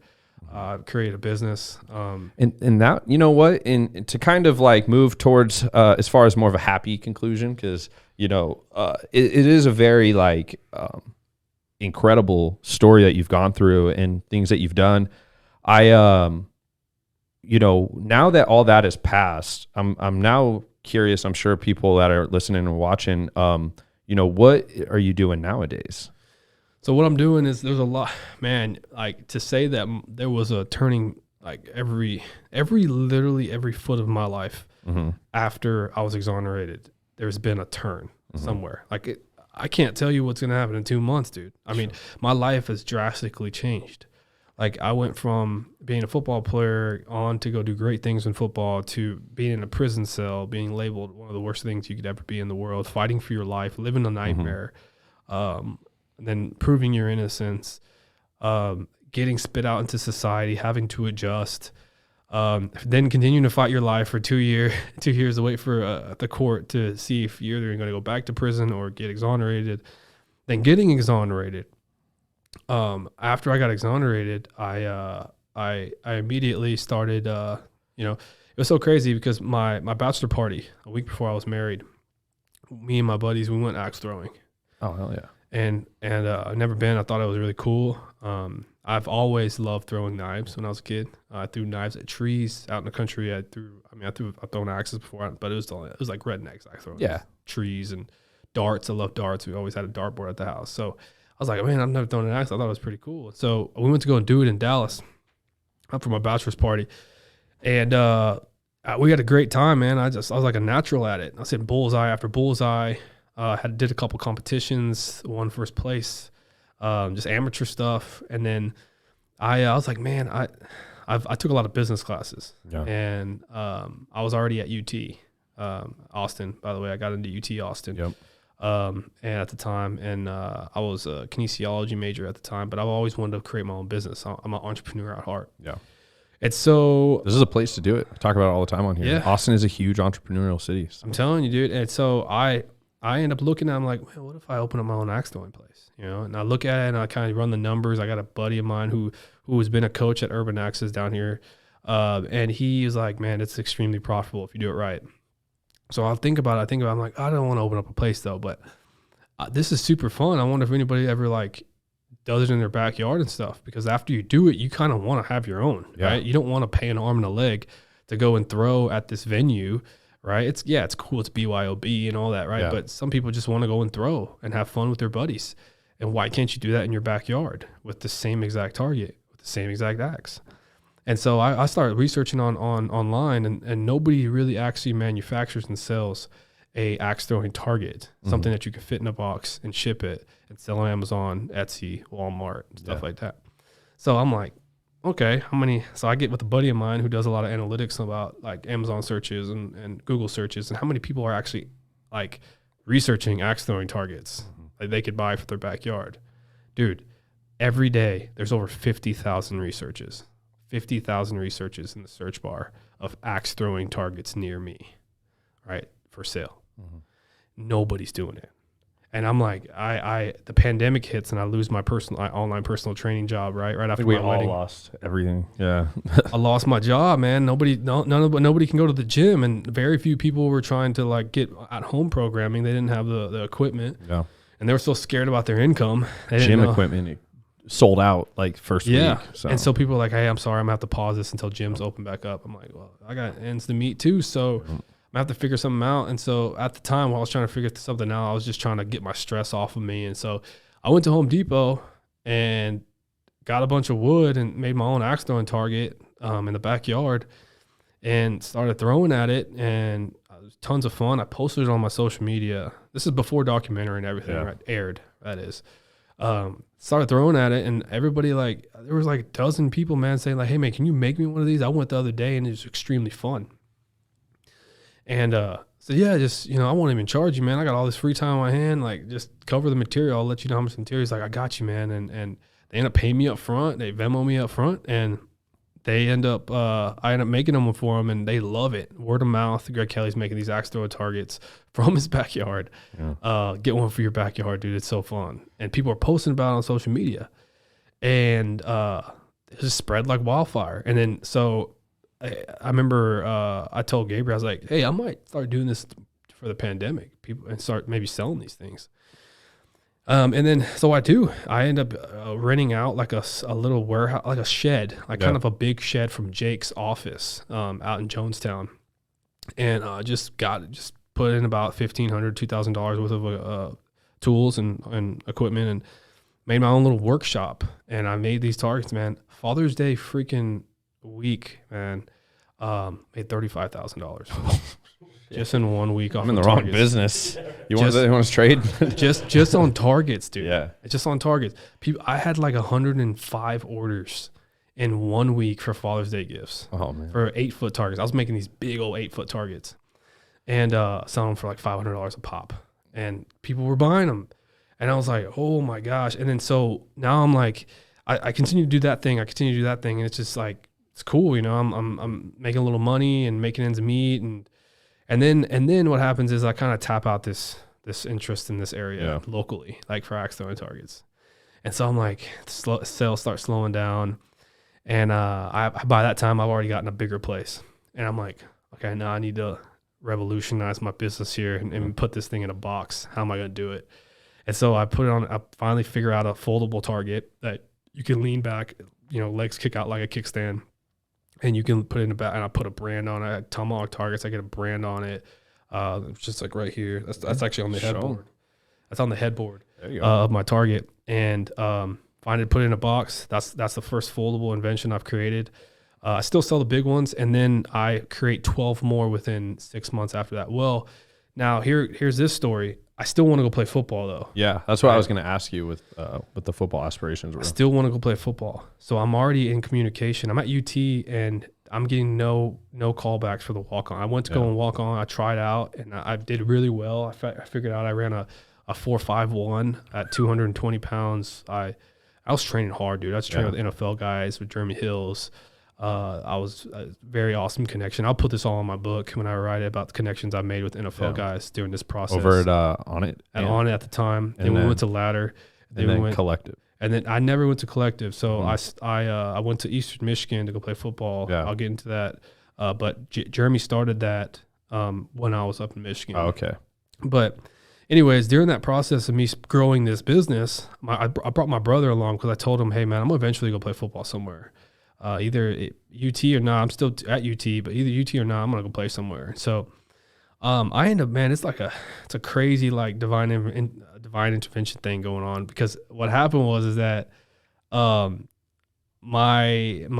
old defensive coordinator recruiter from UTSA is at Eastern Michigan, and we get in contact with each other. He says, hey, Greg, hey, man, it's Neil Nethery. How's everything going? I'm so happy to hear the news. I just felt like it was yesterday that everything you were going through, everything. How's life, and what's your plans? And I told him about the business I created, and he's like, oh man, that's awesome. How's it going? And I'm like, oh, it's growing, man. It's growing. And so he's like, you ever want to play football again? I'm like, yeah, I do. And he's like, you ever thought about coming up to Michigan? And I was like, I'm gonna go anywhere, coach. Yeah. But I'm telling you right now, like I just don't have the money to pay for myself through college, because I have not accepted the state compensation to have my school paid for, because I'm pursuing a lawsuit right now, and I can't do it until the lawsuit's over. And so I don't have the money yet to put myself through college as a walk-on. He's like, I'm not talking about walk-on, man. I'm talking about scholarship. Yeah. And I was like, do you want full ride? And he's like, yeah. Do you want full ride, Greg? He's like, we'd have an honor for you to be here.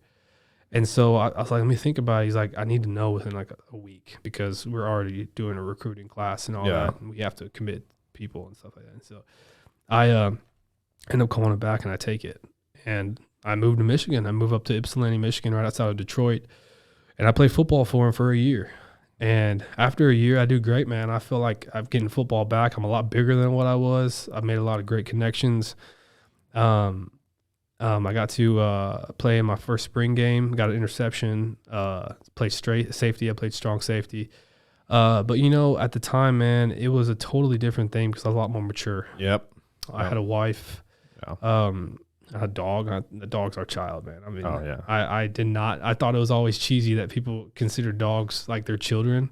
And I'm like, dude, you don't even know until like you have the cutest, most smart, it's like a human being, man. Like our dog is like extremely smart, and like every time it's like having a little buddy with you. Yeah. And so I was like, man, that's a child, and so I ended up making a tough decision to get my scholarship back, because the documentary had already aired and it was picking up steam really fast, and a lot of like opportunities I was passing up, like to go on podcasts, to do interviews because of football stuff. Yeah. And it was tough for me, man, because I was like, I had a dream of playing in the NFL one day. I wanted to do it.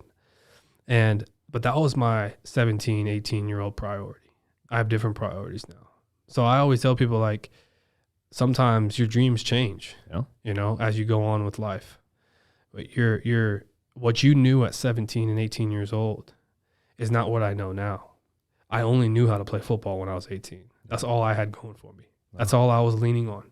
And I had no other way to get out of what I was in unless I played football. When I was in prison, I learned how to woodwork. I took a cabinet making class. I learned how to use power tools. I learned how to weld. I worked an injection molding machine. I was a mechanic for that machine. I learned everything there is about tools for 3 years straight. I learned how to take them apart, to clean them, to put them back together. I learned how to put things together. I've learned just for fun. And I would like give them to the guards just to like, they wanted them. I'm like, he's like, I can't pay you, man, but like, I'll give you some privileges of getting a second tray and stuff. I'm like, cool, dude. And so I'll take it. I did all that, man. And it wasn't in vain because the skills that I learned in the middle of hell, right? I made beauty out of ashes. I created a business.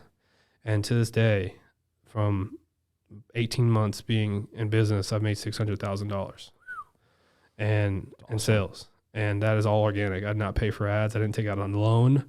I didn't do any of that. I don't believe in it. And I believe I wanted to learn the hard way because when I sit back one day in $1 million house with my wife, I'm going to look back at her and say, hey, man, we did it. We did it. And I want to learn the hard way. That's all I've ever known, since I was 18 years old is being in hell and getting out of it. And so it was tough during the pandemic.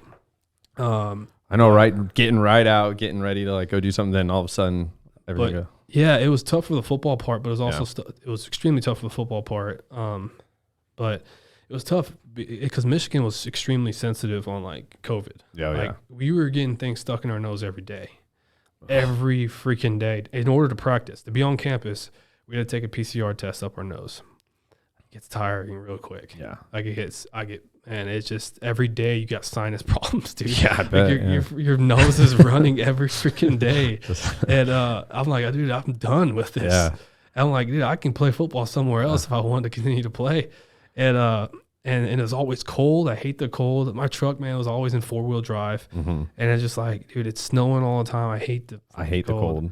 And I'm like, dude, I miss Texas so much. Mm-hmm. I just miss the lake. I miss my wife. I miss everything. I look back at it, I'm like, man, I put everything on the table. Is this worth it? Yeah. Everything I have going for me, is it worth it?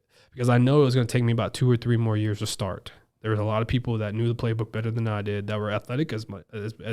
Mm-hmm. It was just rising through the ranks. I was separated from the game for 7 years. Yeah, it was going to be a learning curve. I was going out there trying to spear people because they changed the freaking the rules on tackle. And you know what I mean? They changed the freaking rules. And I'm over here trying to target people. And you can't do that anymore, Greg. Damn it. I'm like, I'm trying to Brian Urlacher their ass, dude. And I know it's gotten so soft now too, football. Yeah, and I'm like, dude, I don't know if I love this game anymore. It's like it's literally I have to wrap them up, and so I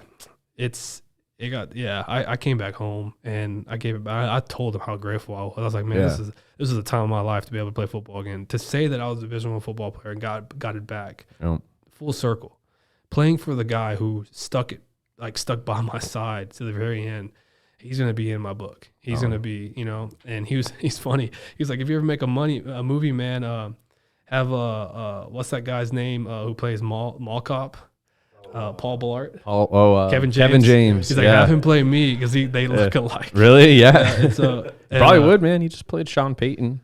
Yeah, that was a pretty good movie. I haven't seen it, but I came back home and I got serious about the business, and that's where during the pandemic, I made a very, very strategic marketing video of playing in the backyard and like saying like how awesome this would be since you're spending so much time at the house. And that just really was a game changer. Just on that ad alone, I've did the analytics. I made like $100K on it. So I've been learning how to be an entrepreneur this whole time. And then I was on this separate podcast a couple months ago. About 4 months ago, I was on this other podcast for DCX. There's a conference I did, and they're like, "Man, you need to go all in for it, Greg. And you need to apply for the Macomb School of Business. And I bet you anything you'll get in." And I'm like, "Dude, I don't have the grades for that, man. Like, I've got good grades. I got average grades, but like, you need to be cream of the crop in order to be the top 5 business school in the nation, And I want to get into the entrepreneurship program." So I end up like going back home and thinking about it. I'm like, I'm about a half a GPA shy, half a point shy of being competitive with the people that I got a 3.4. You need a 3.9 to be competitive. And so the guy ended up telling me, he's like, dude, I'm a Macomb School of Business graduate. I'm telling you right now that the people I've been with if you have a business that you started and it's become successful, then you've done something that all of these kids don't know about. You've bootstrapped this thing with absolutely no textbook knowledge to success. I bet you anything that they're going to want you in that school just for the fact of that, because they would rather take somebody who has bootstrapped through grit to the top and continuing to grow than somebody who knows a textbook by the back of their, like from the front and back of their hands. No life experience. But absolutely no life experience. So I apply and I get in and I tell my story and I get in. I'm in the entrepreneurship program in the Macomb School of Business and at UT. And so I'm excited about that, man. And lastly, my business is venturing out now to start an axe throwing trailer company. Cool. So I'm doing rentals now. I actually just cut a deal with the Crossover here at the field house. My trailer will be pulling up there. Place is dope. Yeah, right next to, in the field house is going to be right next to the food trucks. Oh, so nice. It's going to be a double lane axe throwing trailer with LED lights. I'm going to have I fabricated two bars. It's completely built up, fabricated by me and my team.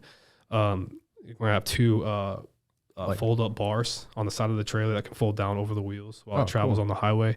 And then that's where people can, the field house can benefit from it for people that the food truck. There's more variety. They have a lot of variety there. Yeah. It's a really cool place. And then you could sit there and watch people throw axes right in front of you. Yeah. There's the cage link fence right in front of you. Whenever you're sitting there on the stool, on the bar, on the side of the trailer, and you can watch. It's entertaining when people throw axes, especially when they get competitive. Yeah. So I've actually branched out to that. I'm going to get I'm going to get a fleet of trailers and just rent them out through Central Texas. That's going to start March 1st. So it's a lot to look forward to, man. We just bought a house. I'm in Blockhouse, and we're loving it, man. We're rebuilding it. We're remodeling it. But most importantly, out of all the things that have gone great for me so far since I've been exonerated, was that I'm about to start a book. Mm-hmm. I don't have a title for it yet. It's going to be a book that talks almost everything that happened in my life that you didn't get in the documentary. Yeah. The documentary talked a lot about the legalities of my case, but they never actually talked about the things I went through in prison. Yeah. They never talked about the things I've learned. They didn't talk about business and the grind and the grit of bootstrapping your business. They didn't talk about the faith that I had in prison. They didn't talk about me and Gabriel's relationship much. The letters we wrote, the just holding on for dear life, and how in prison, out of all places, you learn what really love is, especially when you commit yourself to each other and you take the physical out. I see today, like in today's relationship, I see in today's society, man, like a lot of people get twisted. Like love is in like who looks the best in pictures together. Yeah. Physical attraction, like, temporary satisfaction, going out and having sex and this, all that's important, man, in a relationship, but it's not love. Yeah. It's not love. I just you do have that while you're in love. Yeah. You do it when you're in love. It's a perk.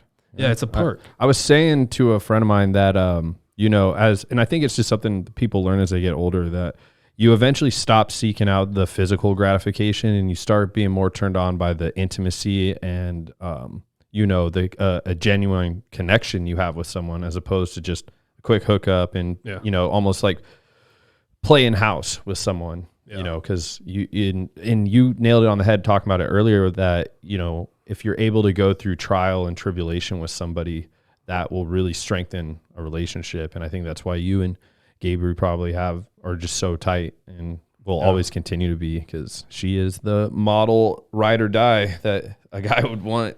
Yeah, dude. So she's got any friends. She's got approached. She's got great friends, dude. Yeah. Are you single? Yeah. All right, man. We'll get you hooked up. Good. Well, no, we'll go on like a date or something. Bring one of our friends. About it. Well, I think, going through adversity together, man. Any relationship. Absolutely. Could be a girl, best bud, whatever. You see a lot of, I'm sure Tim Kennedy talks a lot about the camaraderie that he's gotten in the military.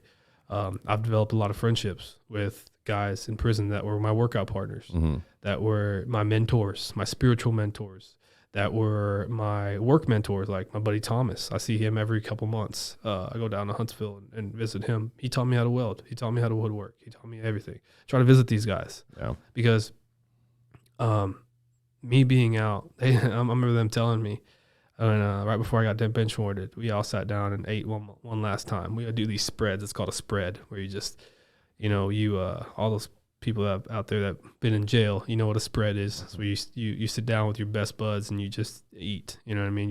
Everybody brings forth, a ramen noodle and a summer sausage and a bag of beans, and you cook it all up and you just put it all together and you eat it with chips. That's a spread. And so, and you just talk, you just socialize. And we did one last little spread, and he said, they all looked at me and he's like, GK, look at me. I'm like, look at him. He's like, do not forget about us. Don't forget about us. And they didn't have to tell me why. I automatically knew. Those are my best friends. Yeah. Like they've done, I'm talking about murderers. I'm talking about guys that they've killed somebody at one point. They don't live that life anymore. They've made a mistake. There was one guy that's in there when he killed somebody at 16 years old, avenging his sister's death. His sister got raped and killed by a guy. He was an active Aryan Brotherhood member in California at the time. He came to Texas to kill that guy, and now he has a doctorate degree in theology. He's a field minister, helping people, literally going to cells, talking people off the ledge of not hanging themselves.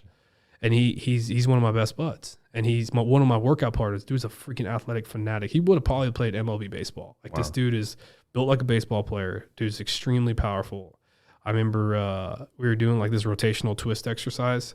There wasn't enough weight in the freaking gym to stop his rotational strength. Like, the dude probably would break bats because that's how strong he was, and he was about my size. Yeah. And I'm like, dude, like if you just lived a different life, yeah, like you would be so famous. Well, that's probably what made him, if he grew up, if you didn't grow up in a freaking trailer park with a bunch of freaking white supremacists, then you would have been a different person, man. And you would have had a different life. You wouldn't be here. Yeah. But it's the whole woulda, coulda, shoulda, I guess, scenario. Yeah. And you said it best. You played the cards that you're dealt, and he controlled what he could control, I guess. And you can't really control where you come from. But, well, man, God, we've been going. How long has it been? 3.5 hours. It's a long episode. It's going to be your longest one. Oh, yeah, I guess we did take a little break. Well, okay. Well, man, I do appreciate you coming on. Yeah. I was super excited, especially after watching it. I'll make sure to help promote as much as I can. I'll put all the links for that. So where can people find you? So right now I'm selling 14 different targets. Mm-hmm. These are targets you can hang in your backyard, off of a tree, off of a fence. I've got regulated size targets. I've got different target faces. They're just axe and knife throwing targets. You can find them on our website at tomahawktargetsatx.com, or we sell on Amazon as well. Just type in tomahawk targets or axe throwing targets. All of our targets are on the first page. We're the number one seller on Amazon for the target industry, axe throwing target industry. And then we're on Etsy. We're doing really good on Etsy. We're just typing axe throwing targets. We're still on the first page. Got all our targets on there, and then we're about to be on Walmart. We're already approved on Walmart. This week I'm launching my store on Walmart, so we'll be selling all of our targets on Walmart as well. And so cool. You can find us there, or just come by the shop. Find me on social media. Let me know. And what's the social media handle?